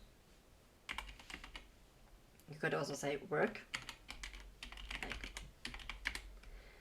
And then maybe you have other things you want to count as income. Maybe you have a return in your energy bill or whatever. So we're gonna go with, how do I write that? I always kind of confuse how to write miscellaneous. Miscellaneous. Oh my god, I missed the key. So it's a double L. If you're pushing the wrong buttons or the wrong keys. So you can also go like smaller, like let's see, like 9 ppt, and this let's make it's a header, so it's 12 ppt and bold. So you have your income and you want to total it out, so you have a total there. So then we need the month for each thing. And you can say, okay, like in my other one, you write the month down for each part. But you could also say like, okay, I want the month, like I only want to write them once. So January, then we have February, and let's see if this works like with the rest. No. Like March. Sometimes it works. April, May, June, July, August, September, October, where we are right now, or were in a few hours. We aren't there anymore. November, and we have December. Okay, so you only want to write the month only once, and you only, the rest is like a header to it. So you could say, okay, we're gonna freeze it in this area. So if you go side to side or up and down, you will always see what's here and what is there, so you can freeze the window. So now let's freeze this. So when I go scroll down, I will still see the month. If I go left to right, I will always see what is next to it. Nice. Yay. All right. Also, what else we want the sum too on this end. So we have a total that we're gonna go and sum everything up down here. So we want a total here. Let's go a little bit zoom out a little bit so I see everything. So you can say you want a total here for your X money, for your work and for your other stuff, and then you want a total like total, your total yearly income. Depending on what you're gonna do, you either take the sum this way and then downwards here, or you say you want a total like take a total for each month downwards this way and then a total this way. It depends on how you want to do it. At the end it comes down to the same thing. So I'm gonna total at the end this one. Also, if you want to know how much you earn per year, it's probably good to know. So we're gonna do and make a total sum this way too. So, and we also need a total what we have as an income. So we need a total this way too. And now we're gonna go easy and copy this whole thing, because who has time to do it more complicated than it actually is, right? I don't. All right, we have the top part. Hey, congratulations to us. We have our income. Now we need our fixed costs. Let's write a title there. You could actually, if you wanted to, like combine all of these and write income like in the middle of it. And now we need it in the middle, like so, if you want it. But this is not income, this is fixed cost. I just realized. Hey, why isn't that writing? Okay, there it is. Now we have fixed cost. We could also do this like with income. Let's make it more. Oh yeah, we also need this as at 12 ppt, and also we want it bold. Let's stay consistent with this whole stuff, as consistent as possible. Our fixed costs. So we have different types of fixed costs. But remember, with the other one, I had a way to deduct it from the total sum from my fixed costs, right? Also, the reason why I have both, like the total amount up here and the rest amount down here, is because I do want to see the total amount of my fixed cost, and this is in another formula. You could also say, okay, this line is irrelevant to you because it's over here, and you simply make all the connections to this one. Alright, but it's nice to see how much money it was at the beginning and how much is left at the end. It's really nice to see. So we're gonna copy that part because why not? I like it. Alright, so we have the okay, so we don't have the month anymore because we kind of like totally skipped that part. So we only need a some fixed costs. Then we actually need all our fixed costs that we might have. You know? What do we have? Because those things do change throughout the year. So I will copy the ones that I got because not much changes there, so I will copy them. And I will totally take over or redo the names, like, or the coloring. I do like the coloring in these. Oh my god, this is so huge. Okay, so we need this one in 12 ppt, right? 12 in bold.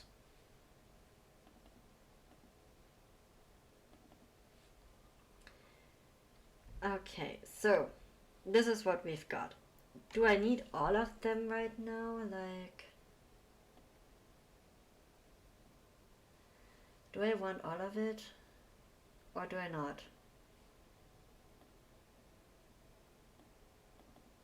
Okay, so I think I can delete these two because I really don't have them anymore. So yeah, I'm going to use this opportunity and actually create my new one for next year. So yay! Um. Okay, I will leave out the lines for now. Also, these lines aren't a. These are the lines that probably wouldn't be printed, or are they printed? I don't know. But you can call them off actually. I think you can do that. Where was this? Let me see.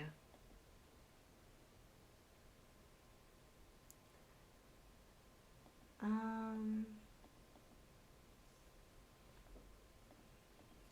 you can turn that off. I know that I can. But where was this? No, Einfüg, Hyperlink, Format.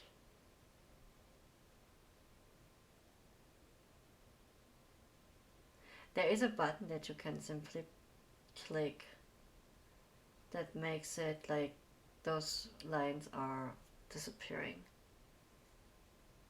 Let's see if I can find it.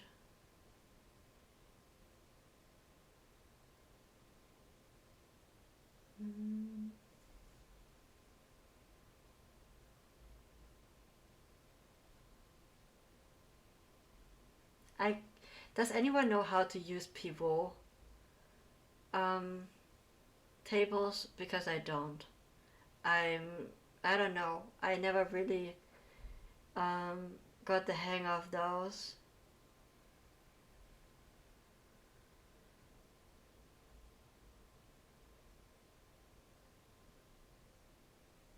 You can also save like use password if you don't want anyone to use or be able to um, get into your data. So that's a good thing. But yeah, where was those?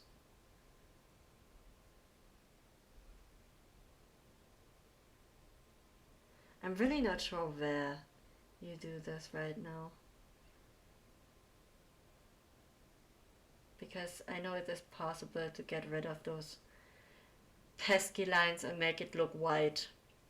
You could also use like fill in, like that you're filling it in with white, but that's not the, how should I say, the advanced function that you should use. You know, like even if I were to go like this and make everything white, the moment I get lower than I covered in white, I will have these lines again. And it makes it more elevated not to see those lines, truth be told. So, I mean, even if I do this, like, there is none. So, maybe it is somewhere with the table, I think.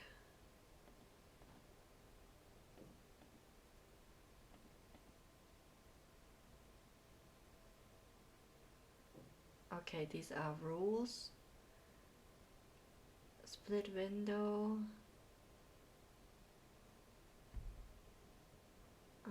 Pivot, picture, filter. Yeah, where the fuck is it? And just so you know, I always am searching for that function in Excel too. So I never remember where it is. So it's probably one thing I should actually write down.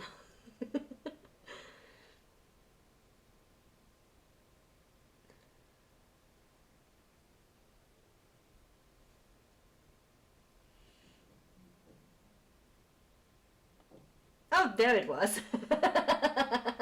Okay, you're going to like the third tab. In German it's Ansicht. And then you simply kick off the Gitterlinien, like grid lines. You just tick them off under, oh god, I probably would have to do it in English, like the view, and then tick off grid lines and it will get rid of all the grid lines for you. But while you're doing this, I wouldn't suggest doing that actually, because it's easier to see this way.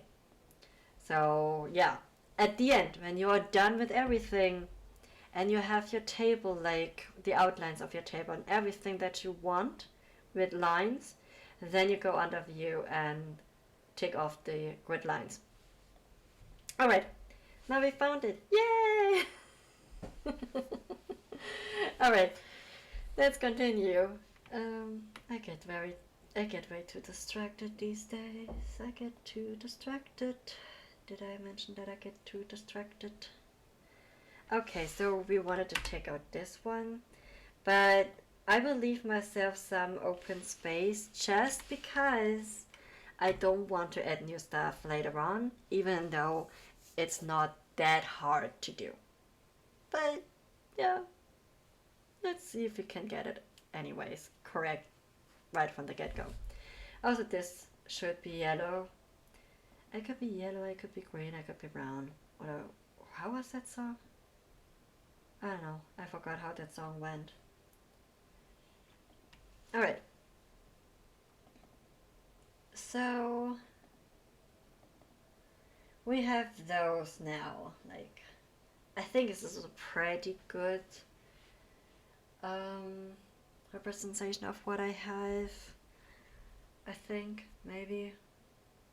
I don't know if something else is going to be added later on. But yeah.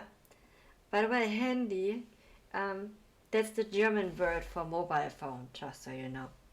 Even though the original English word handy means something completely and utterly different. Just keep that in mind. I am switching between German and English all the time, so it could be a little bit of both. Okay, right, let's go and add the rest of it. We need a sum at the end where we can actually enter our formula. So, like, we need the sum, or the total at the end. Let's go with total. Hey, are you? Okay. Total. Oops. Okay. Let's create our formula. Wait, we can't. We don't have the second tab yet. Okay. Let's get sidetracked and actually create a new one. Oh, there it is. Our second.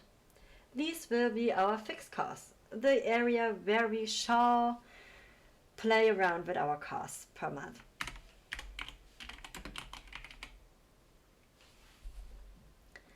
So, alright, let's see. We can actually like copy the month if we wanted to, because those really don't change. Copy, paste, collect this like this, like, oops, forgot one, and enter.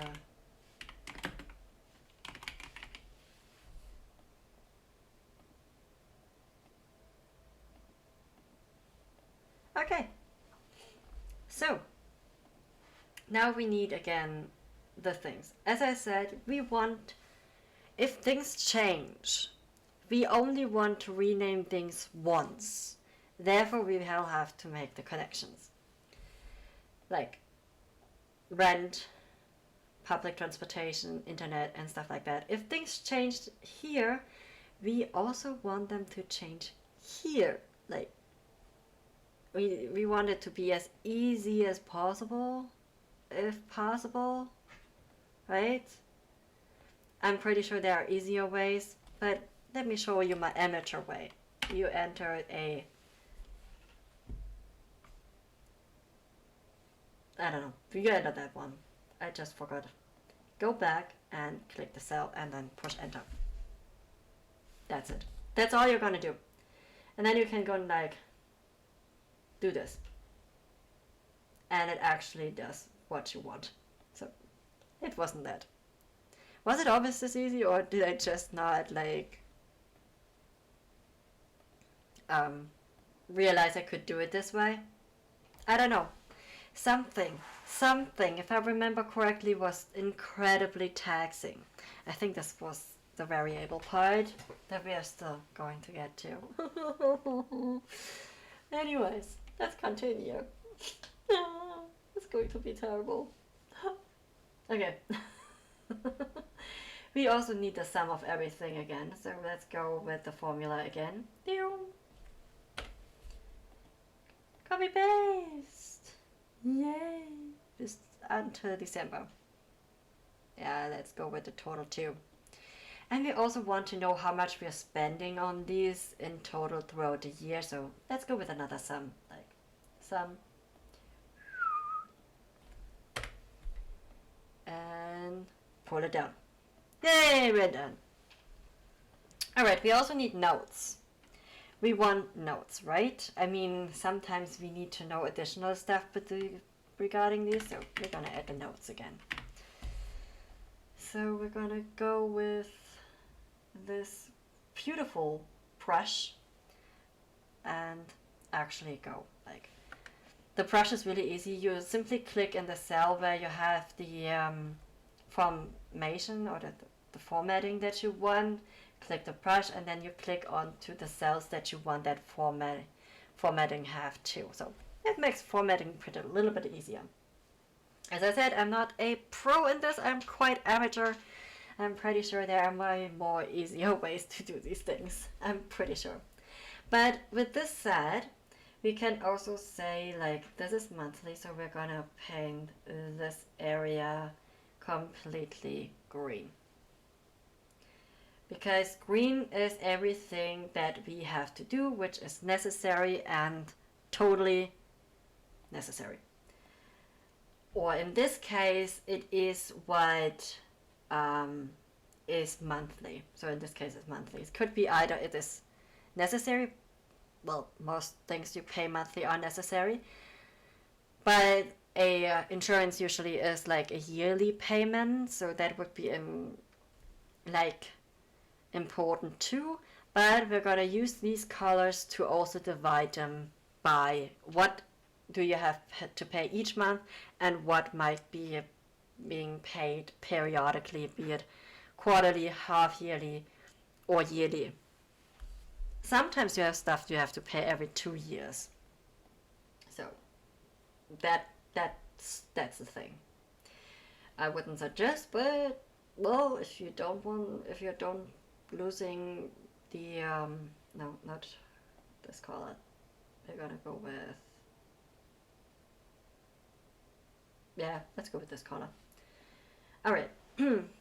So if you don't want to lose track of it, make sure you write it down somewhere, and maybe in the notes write next payment XYY plus year, so you know that okay, this year you don't have to pay, but you have to pay it next year. Make sure you can transfer that to the next sheet, Excel sheet or calculation sheet that you're using, so that you don't forget. So what's far in the future, make sure you write it down where you would see it most likely first. And if you're using this on a regular, this is your help for anything changes, dates regarding payments. Yes, you could put it down in your planner, but honestly, you're not going to create this one again. You're probably going copy paste on this and simply deleting all the data from it. And check up on the data whether it's still current or not, like fixed costs. As I said, they don't change that much, not that often. And they're easy to change in here, so you don't have to rework everything, you know? Once you have a system that works, you stick with it. At least I'm like that, even though I get tempted all the time. And this is my 4th system that I made. And the 3rd program that I'm using. Yes, there are 3. There was Airtable, Notion, and yeah, that's the 3rd, Excel. Like, well, there were a few apps too, but the apps didn't work out. So yeah, we have this now. Also, this is local. If you put it into a cloud, it is not local, and you can always exit this, have access to this, so you're not really limited by this. You don't need anything that is located on a different server for yourself just to be able to use stuff like this these days. I mean, your Fritzbox can be a self-hosted cloud these days. So it's really, there are possible. Okay, this is a formula, so we're gonna go with this color. This looks kind of terrible because there are no lines at all. But anyways, so this is the basics. Now let's do the formula, because the formula, as I said, is a special one. Not in the sense that I created it, just in the sense that it is kind of like difficult in a way. So we're also gonna go and extend the green one like so.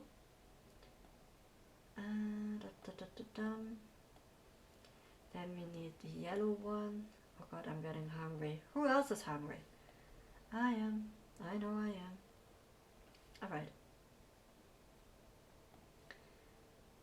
Like, no, wait. Blue. We need blue. This is blue. Oh, I forgot one. Ha ha ha ha ha ha ha. Alright, there it is. Alright, we have our fixed cost. Let's create the formula. I told you earlier that the formula is like, we need the sum that deducts the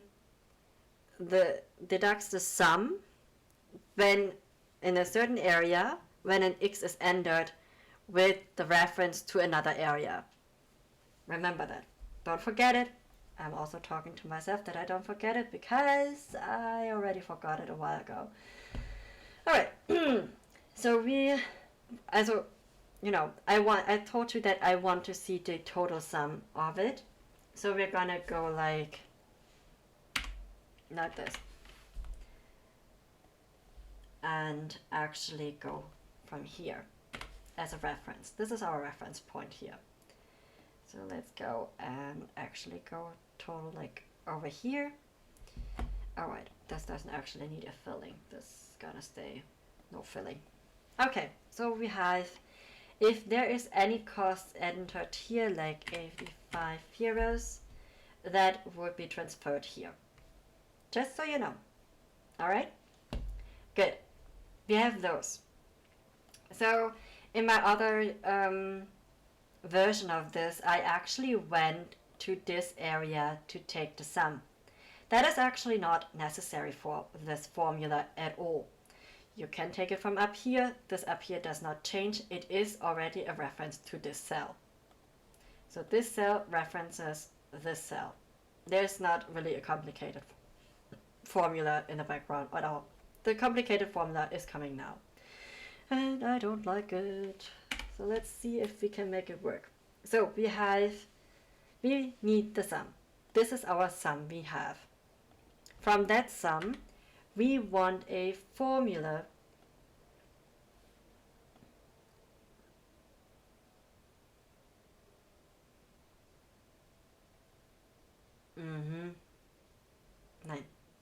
No, do not. And we need a formula. We need a sum. Formula sum. Okay, here's our sum. Okay, so this calculates the sum if certain things are met. You need the area from there, the requirement, and the reference. Alright? So we're gonna go like add that minus sum. First we need the area, and that would be this one. Well, no. What the heck? Okay, maybe I have to go further. Okay, we need this further. The area, wherever first, the first area is this one. The requirement we're gonna have to use this is an x. We want an x. If we add x, we are deducting stuff. And for the reference, we are deducting from this area. The sum that is entered here is the area that is the sum that has to be deducted from our first, okay? From this B11 cell. Okay. That's it. And now, if I put an x, it should cancel out the 58. And it does. So, our formula works. And that's how you do it. This is how you do it. This was not in the correct stuff. Anyways, so it does work. Now we only need to transfer to the others.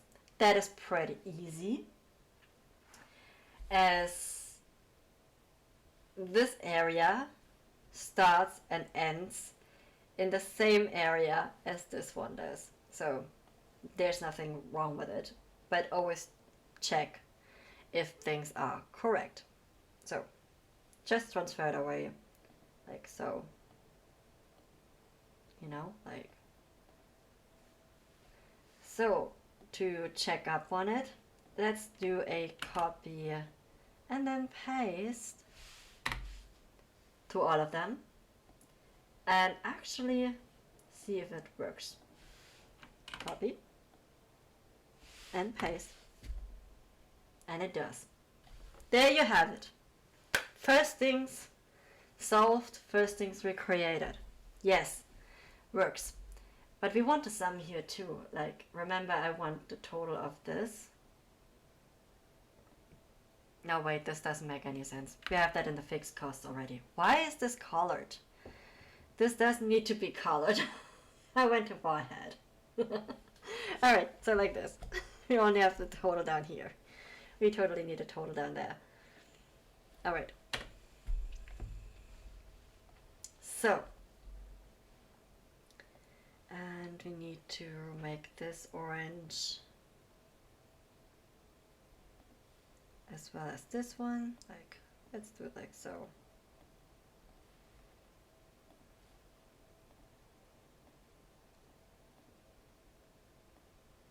Yep.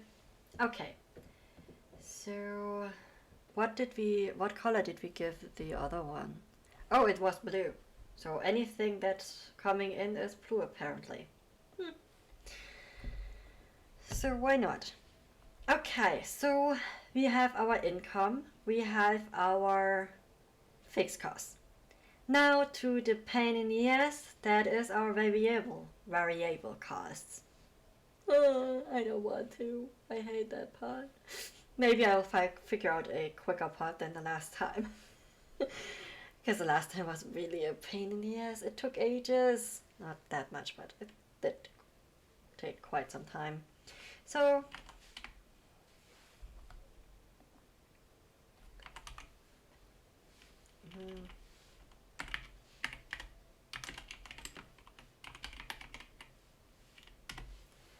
so we have variable cost, and let's see, we're gonna go and take that. Nice. Okay, so variable cost. For this, what you need are the mainly your categories. What categories do you want to track? How deep do you want to go? Just know the more categories you have, the more it might get. However, I do have an additional system to this Excel or calculation or sheet. To this sheet, I have an additional part to my finance tracking, and that is that I have in a journal where I write down certain amounts. I don't take over all of it. In terms of what I write down in that journal is that I write down the total income that I have in that month, my total fixed cost that I have in that month. That's why it's so important that I have it on this side, on this overview, so that I don't have to move back and forth between these two tabs. That's why I need this. Also for references, like otherwise, because down here it's always 0. We do need this cell more often than we already have used it. So I write down my income, my fixed costs, the total amount of my variable cost that we are going to create, and a total of my savings that month that I did. And yes, this is a double recording in this case, because I have my savings up here in this area already in my fixed costs. However, I do not really deduct or anything with the savings. I simply note down how much I have saved in that month in that overview. Sadly, I don't have a camera to show you guys. But I only write down like what I saved this month, if I have saved at all, or if I have a minus in that month, which does happen if you have like savings for that month, or you took out the savings. Maybe you usually save 400 and you save for a specific purpose, and that purpose is coming around, and you deduct the money and enter it into your usual bank account where you get all the payments and all the stuff. You have a minus in your savings. Like in total you have a minus in that month. That doesn't mean that you have a minus on your bank account where your savings are. I would suggest, highly recommend not doing that. So make sure you save enough for whatever it is you want to buy, be it a new couch, a new fridge, a washing machine, or whatever have you, where you have to save up money up front so you can pay it all at once in that time when you buy it. It is a really good thing that I started doing, because I really have no clue at all how I didn't end up with a huge debt after my training time. I really still don't really know. I just know that I somehow did it. I mean, my dad paid a lot of times my food, so that probably helped a lot. But still, I have no way of knowing, because I didn't write it down in those years. I only have the end of it. And I don't have my papers anymore from that time, because I threw it away. It was already over 10 years where I had to keep them, so I mostly threw it away. Oh wait, I have 0. I mean, in the middle of the time I switched my bank, so I have old records still from that area, or from that time. So I still have some, it seems, but I'm still surprised that I managed to do it the way I did. Because I was not this detailed when tracking my finances. I didn't truly start tracking finances until 2017, and that was towards the end of my traineeship. So 2017 was a huge break for me in terms of how I organize myself and make things really easier. And my finance tracker did change and evolve. You can read it under renyamashita.wordpress.com if you want to. I have it written down, my different systems that I've used and all this kind of stuff, so you can actually read up on the evolution and the mistakes that I made to cancel out those mistakes and all this kinds of stuff. So you will find that on my blog, renyamashita.wordpress.com, if you wish to like read up on it, because it's really cool how the evolution went. For me at least, it is amazing how it went and how much it has changed from how I did it before, because this is a really like shortened version of it, because at some point I was with categories and subcategories to make it more detailed, only to realize that I don't need it that detailed. I wasn't as detailed before, and I thought, okay, I need it more detailed. I need to be more detailed to have a good overview, only to realize, okay, that was too much. I didn't do enough before, and this was too much, so let's find a medium. And what I have here now is my medium for this. Alright, so for what it is worth, what is working for me, keep in mind I am single, I don't have children, I don't have pets. Therefore, things have changed for me. There was a time when I had pets, and I did enter those with, like, I made sure these are represented within my, like, finance tracker. It was in there.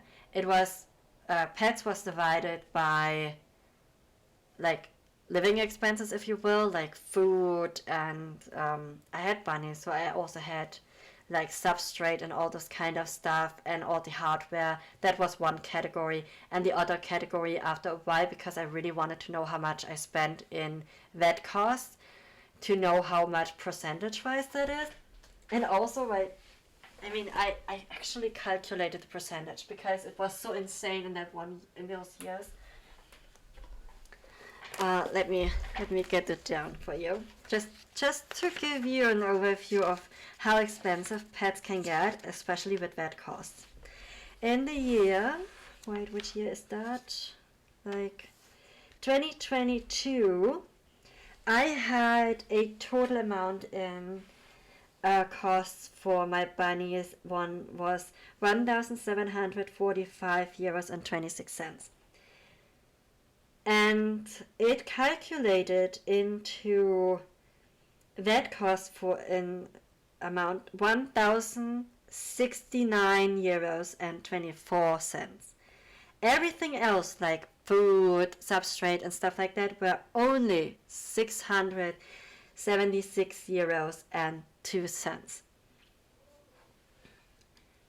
That was 2022 with 2 rabbits. Right, let me see. What did I calculate down there? As you can see, that was like a huge, let me do that. Like 1,745.26. That is my 100%. And I had vet cost for 1,069.24. And the rest was 676.02. And let's do a little bit of percentage. Like, okay, this is percentage, this is 100.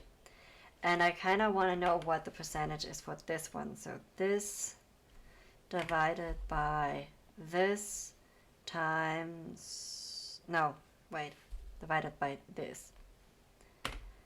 61.27%. Like, oh my god, this is over half. I mean, I knew it was over half, so like, Jesus Christ. And this is 38.73%. However, 2022, I had to let go of my of one of my bunnies. So I had only one bunny left in 2023, and also only half a year. So keep in mind, this is only half a year. This is 2022 with 2 bunnies, you know, and now there is like 2023 with only 1 bunny for half a year. And there, the total sum for 6 months was €811.63. This is the total amount. In fact, this is our 100%. Like, let's do it again like this.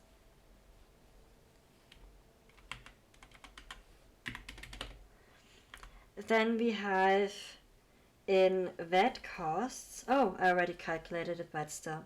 Vet costs were $487.89, and the rest was $323.74. Now let's calculate those percentages.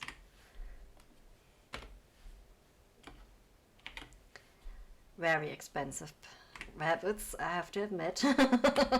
So again, over half of the money that I actually spent were vet costs. So yeah, it's kind of like, not even sure if I have it this.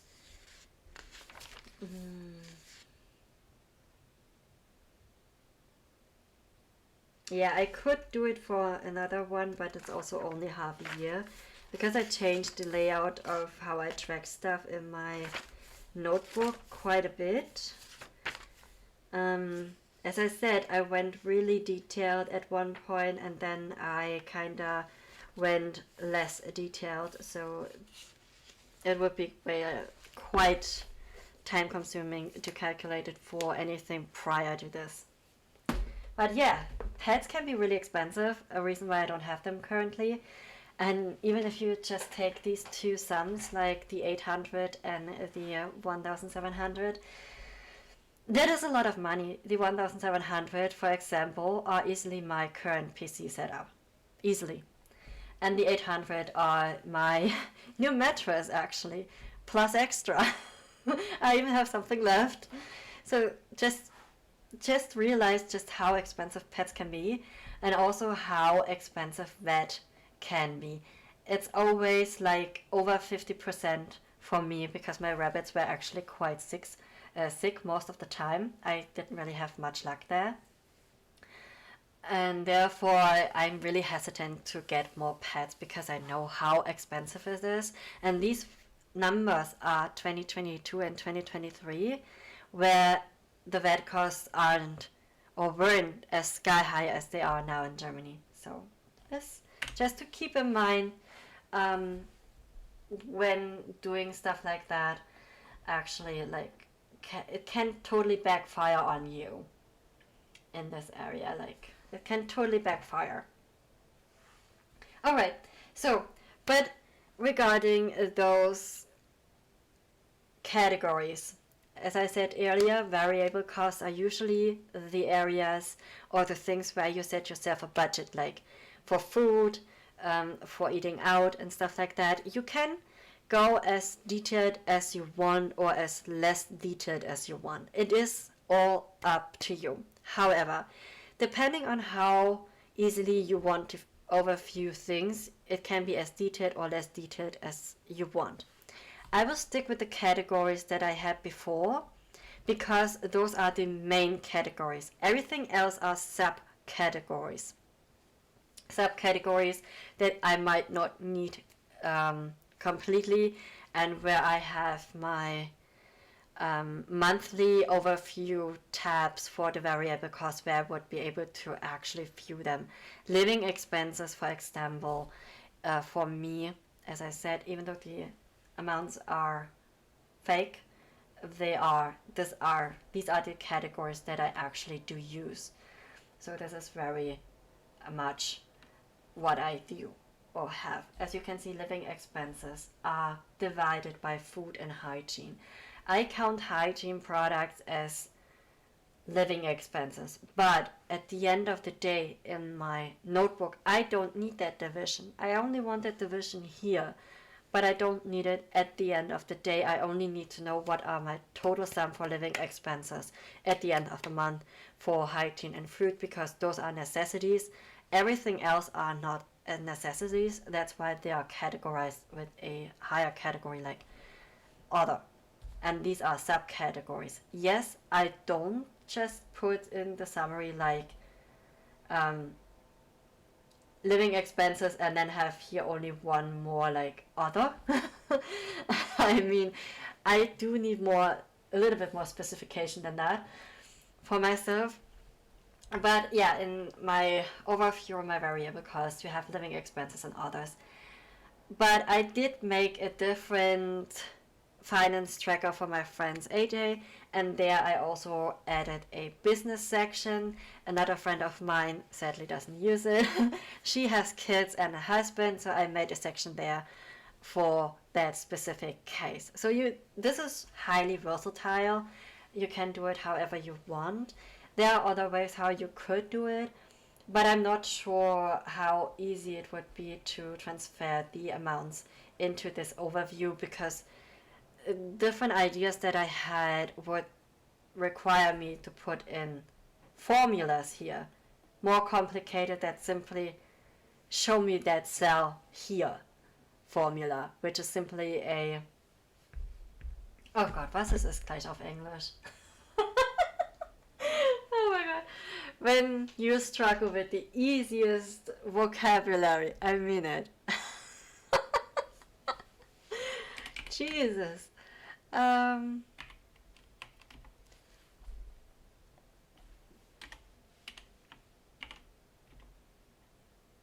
okay, das war nicht. Jeez. The easiest are like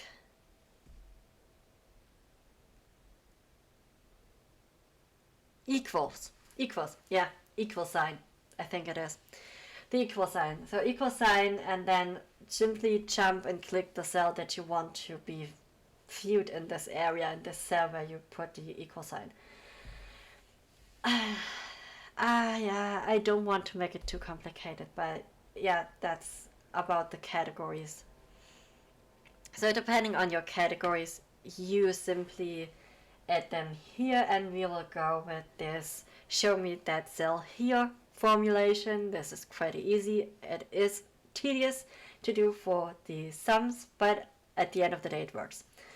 We're not gonna go and make things more complicated as they should be. We're rather investing a little bit more time. Because once you have this, as I said, you're simply gonna completely copy the whole thing, like go in your data manager and then simply copy the file and then open the file, rename the file, and simply delete all the stuff that's in there. You're not gonna do anything else with this. You're also not gonna sit down and recreate it all the time. It's kinda highly ineffective. I'm probably sure you could use better your time for something else. Anyway, so as I said, these categories have been, for me, the best that I have. They have been like the same categories for the past years, and therefore I'm gonna stick with them. I get along, I have my definition of each. Also a really big thing that I did was not truly clarifying certain categories, what goes in there and what doesn't, and therefore jumping between categories until finally saying, okay, it goes all in this category. It's not this category, it's this category. Like the game that I used to play. Oh my god, yes, the games we used to play by David Tremonès. Please take a look at Amazon and make sure you read it, because it is absolutely fantastic. Blake and Luca are chef's kiss, and it's a lot of funny and a lot of spice. If you like spice, it's an MM romance, so make sure to check it out. It also has fantasy and also plays in Old England. I think the 1800s or so. Anyways, also, best is, there is a raccoon in that. So if you want to know what's happening with the raccoon and how he plays into this fantasy, historical fantasy thing, storyline, please check out the games we used to play by David Tremonès, and have a good read and a good laugh and a good cry, because I did all of those things and I was frustrated at some point. But I was really happy at the end. So, okay, so back to this. A little advertisement here in the middle, and I was not paid for this. I just love that book that much. So, where was I? Oh yeah, my categories, they work for me. So we're gonna stick with the same categories. We're gonna stick like, honestly, I'm simply going to copy and paste them because they just work that well for me. And we need a total again, because we need that to write it down in our notebook. If you want to use a notebook and can like have a non-digital version of it. So we're gonna do jump like this and add the color. Gonna go with the equal sign. Now we're not gonna go the equal sign like escape, and we're gonna go with the sum. And the sum we want from starting from there,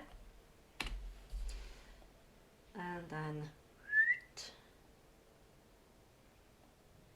this sum is actually a different sum. It's the sum. Because I always want the yearly sums, because I do have an overview regarding like checking which year was actually my best year in terms of savings and spending habits. This year I have a lot of huge spendings that I did, so I don't think it's my best year when it comes to spending itself. However, it might be a good year for savings in total.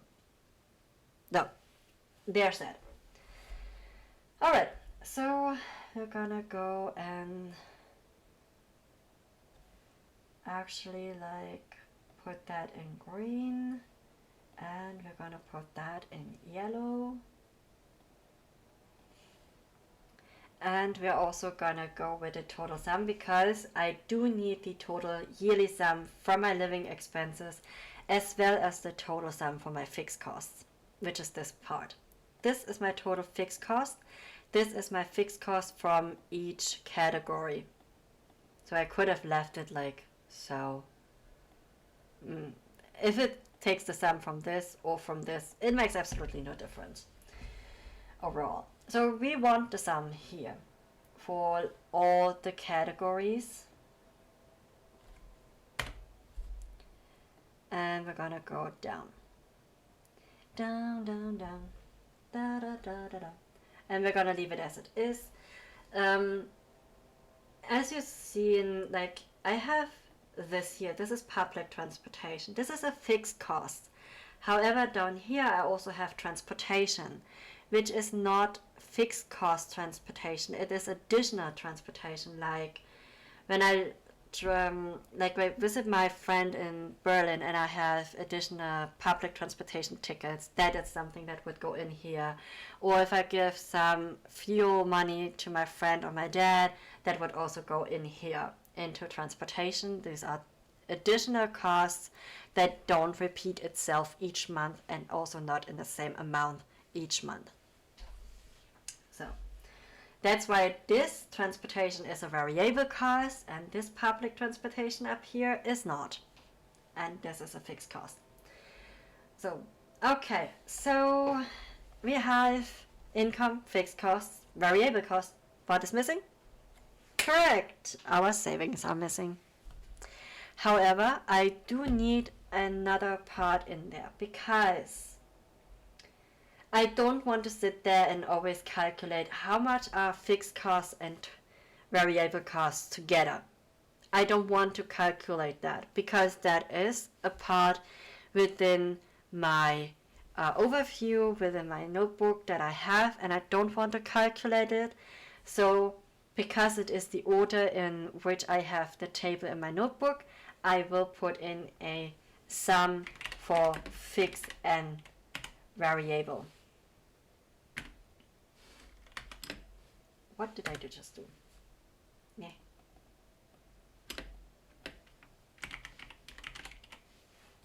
And also let's write fixed close like so.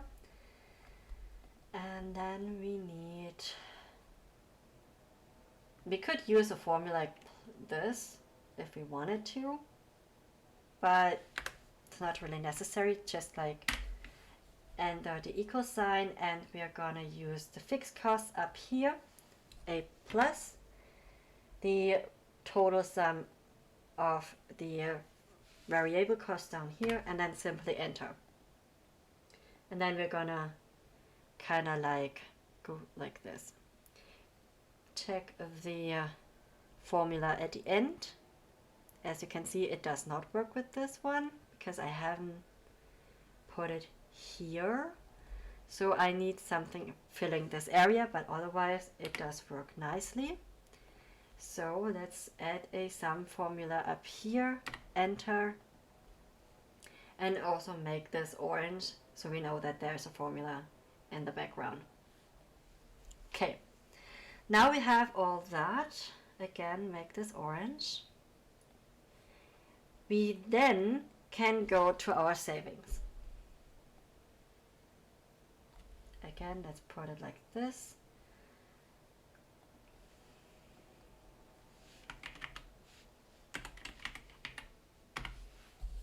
savings. Again, pick a cell that you have the version that you want to copy the formattation on, like so. And then I have, for savings, I have 3 parts to it. I have 2 different bank accounts that I use, a TG1 and TG2. I'm not gonna say what it is exactly. And I have my cash stuffing, which is cash simply at home. It's something that I actually started after I kind of got into cash stuffing and keeping money at home. So we have that. Okay. Also, this system can totally grow with you. If you're not sure if you want to go this elaborate, don't be afraid to have it grow with you. It's totally fine if it grows with you. If things change, or yeah, mainly if things change, don't be afraid to change things if things in your life change. You know? Don't be afraid of that. If things change in your life and you have to adapt your finance tracker, please do. Don't try to force your life into the finance tracker. It's more easy to simply change the finance tracker itself. So don't be afraid of that. So we have the different parts here. Also, I usually deduct a certain amount of cash from my bank account, which I will label as cash, which is also like a part of that amount is for food and for living expenses, because I usually buy those in store and I try to always pay with cash to not lose sight of the value of cash and also of the prices. And the rest of it is in different categories and are like a backlog of savings in cash. Like for the book fair in Leipzig, I prefer to have cash on me and not pay with card, because I really easily lose sight of how much I spend, because you don't always get a receipt for each purchase. Makes it easy, like at the end, if you want to know how much you have spent, if you pay everything with card. But also, while you're there, you're not really having an overview how much you spent, so you probably spent more than you intended to. So depending on how good you are with keeping tracks of things and which method you prefer, just know, like, I have a certain amount of cash with me, and then if that cash is done, like finished, I don't have anything left, I know how much I've spent first and foremost. And second of all, well, if I spend more than that, I have actually tracking in my bank account where I can actually view the additional cost that I spent, so it makes it a tiny bit easier to keep track of. But the amount that I take with me cash is the amount that I want to spend maximum. So perfectly, like, best, and it would be like not spending more than the money you have with you at that moment. That would be the best scenario, best case. So I have a certain amount of cash that I usually deduct, that I will write here, and then we have our difference. What's the difference about? Correct, it's the difference between your income and your costs, fixed and variable. So this is the difference.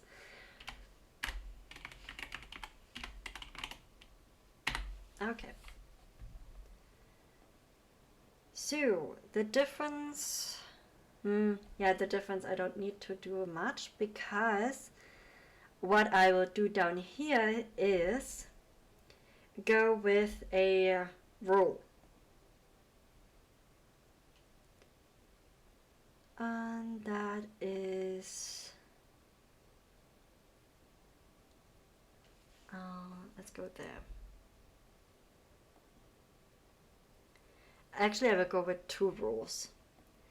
The amount is the same as 0. The amount is 0 I want a color, a certain color I want. But okay, I haven't, as you've seen, I have never done this with this actually.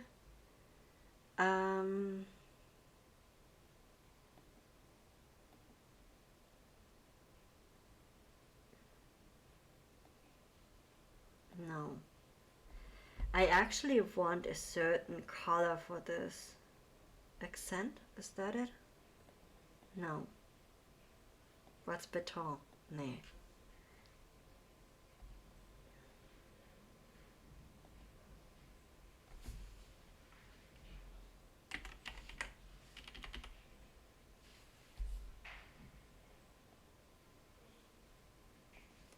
Ah, I can actually make my own stuff. Huh, cool. And I only want the background. A neutral, I want simply like this. You know, like this with black coloring. Oh, no. No, no, no, no. No, no, no, no, no, no. Backwards. That was not what I wanted. I'm not sure if I can actually get the same result with something else, like formattation. Let's go with this. Maybe we can do it with this.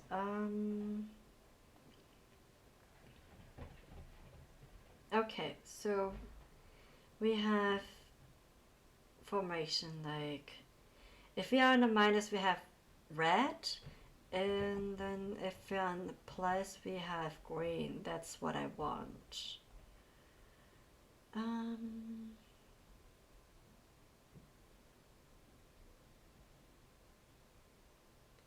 Let's see, we have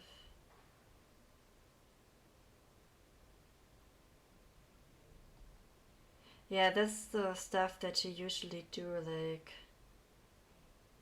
in Excel, and it kind of works because I kind of know what I'm doing. Okay, wait, I have this, and then it would be that. Where are my plus ones? Like,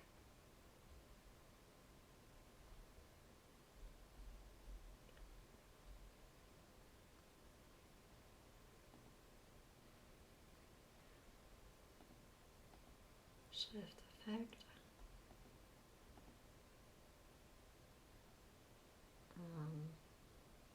I want a red type of situation.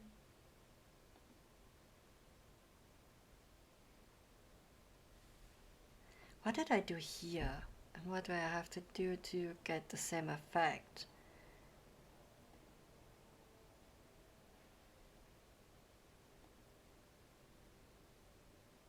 Huh. Condition style. Okay.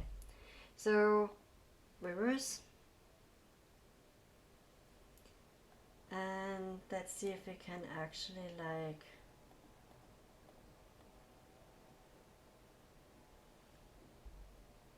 huh.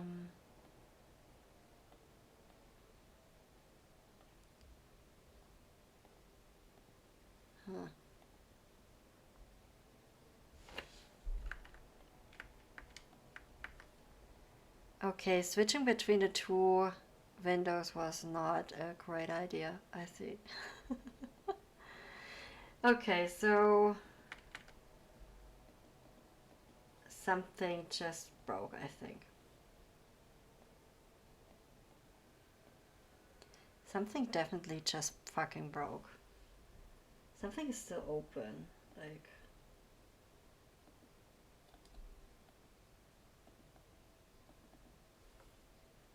What the hell?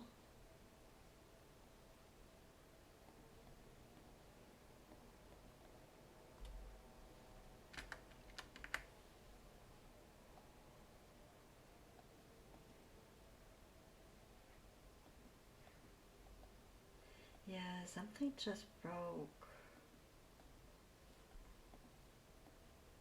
I broke the system. Switching between two things probably wasn't the best idea. Okay, so let's close this one because I think this is the window that is making problem.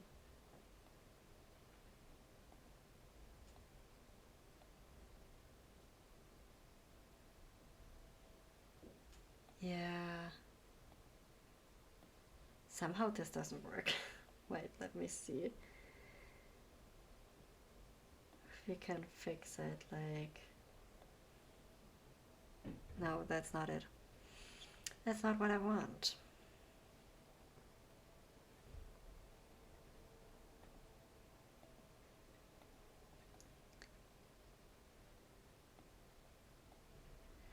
I'm not sure what I did just now that I broke.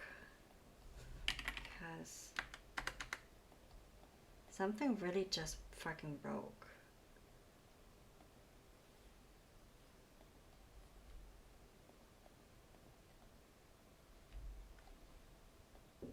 What the heck? Systems are awesome. Did I mention that?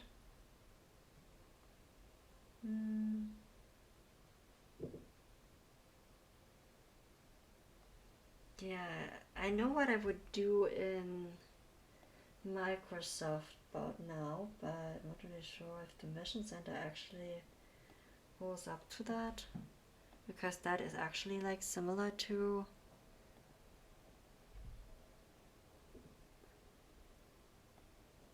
okay, the app is not even open anymore. So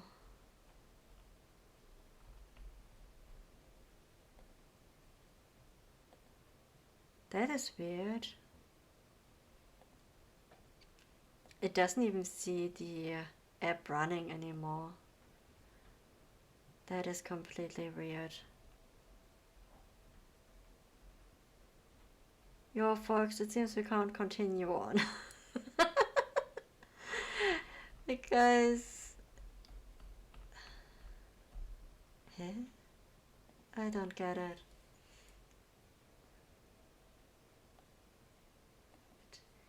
The formation stuff is somehow still opened. But in total, this whole thing is not open anymore.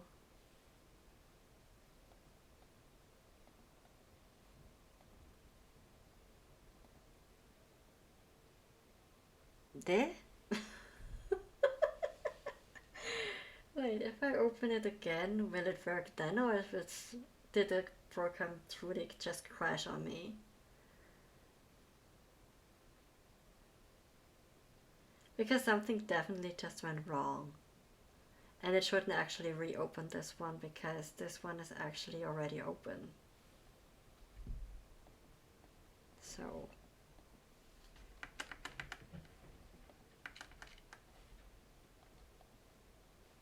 let's see if I can at least save this one, but apparently not.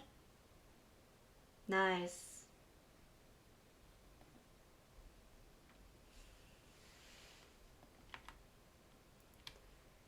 That is not good.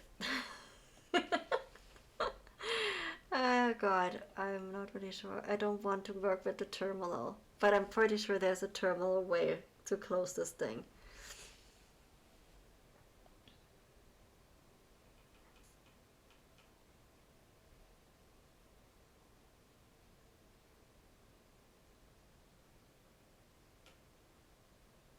Let's close all of them. Let's see if this works.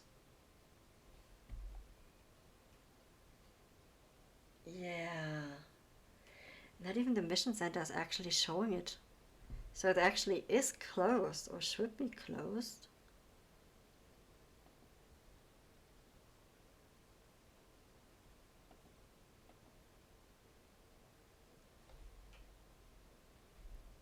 So something in the background still working, I guess. Maybe this is the Zen browser, OBS, and the mission center. So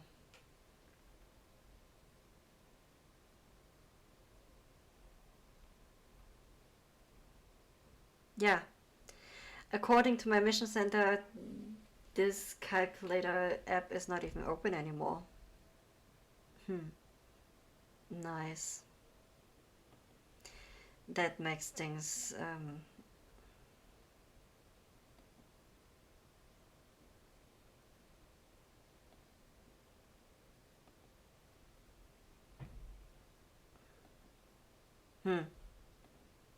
okay.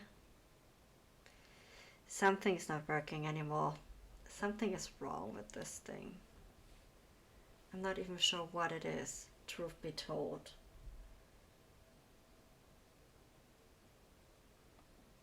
Okay.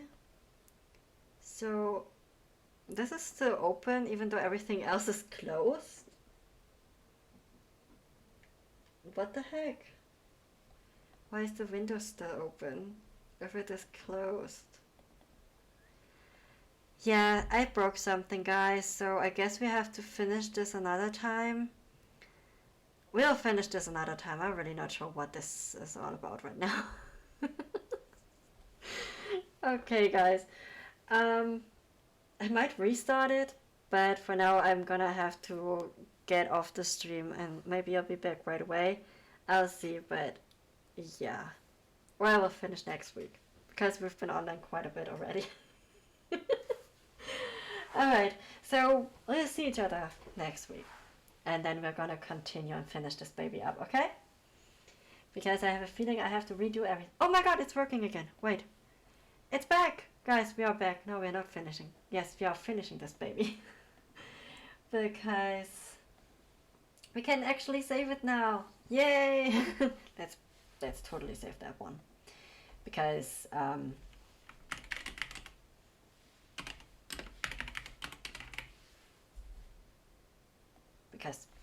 because we can, you know? Like, but what is this color? Did I have color there? I mean, it's kinda big, but it is also not. I mean, something is still not going correctly, but we have at least our final striker that is saved. And we're gonna continue with this one next week. So if you want to continue on, please chime in again next week and we're gonna finish this baby out. And if you have anything like you want to read up on, check out my blog, renyamashita.wordpress.com, so you can actually see how my evolution went, and also check out the games we used to play by David Jimenez. And I'm not paid to do that, but I really freaking love this book. So I'll see you all again next week, and hopefully we don't get the program to crash, which I did kind of manage today. I'm kind of impressed with myself. Okay, guys, see you next week. Bye.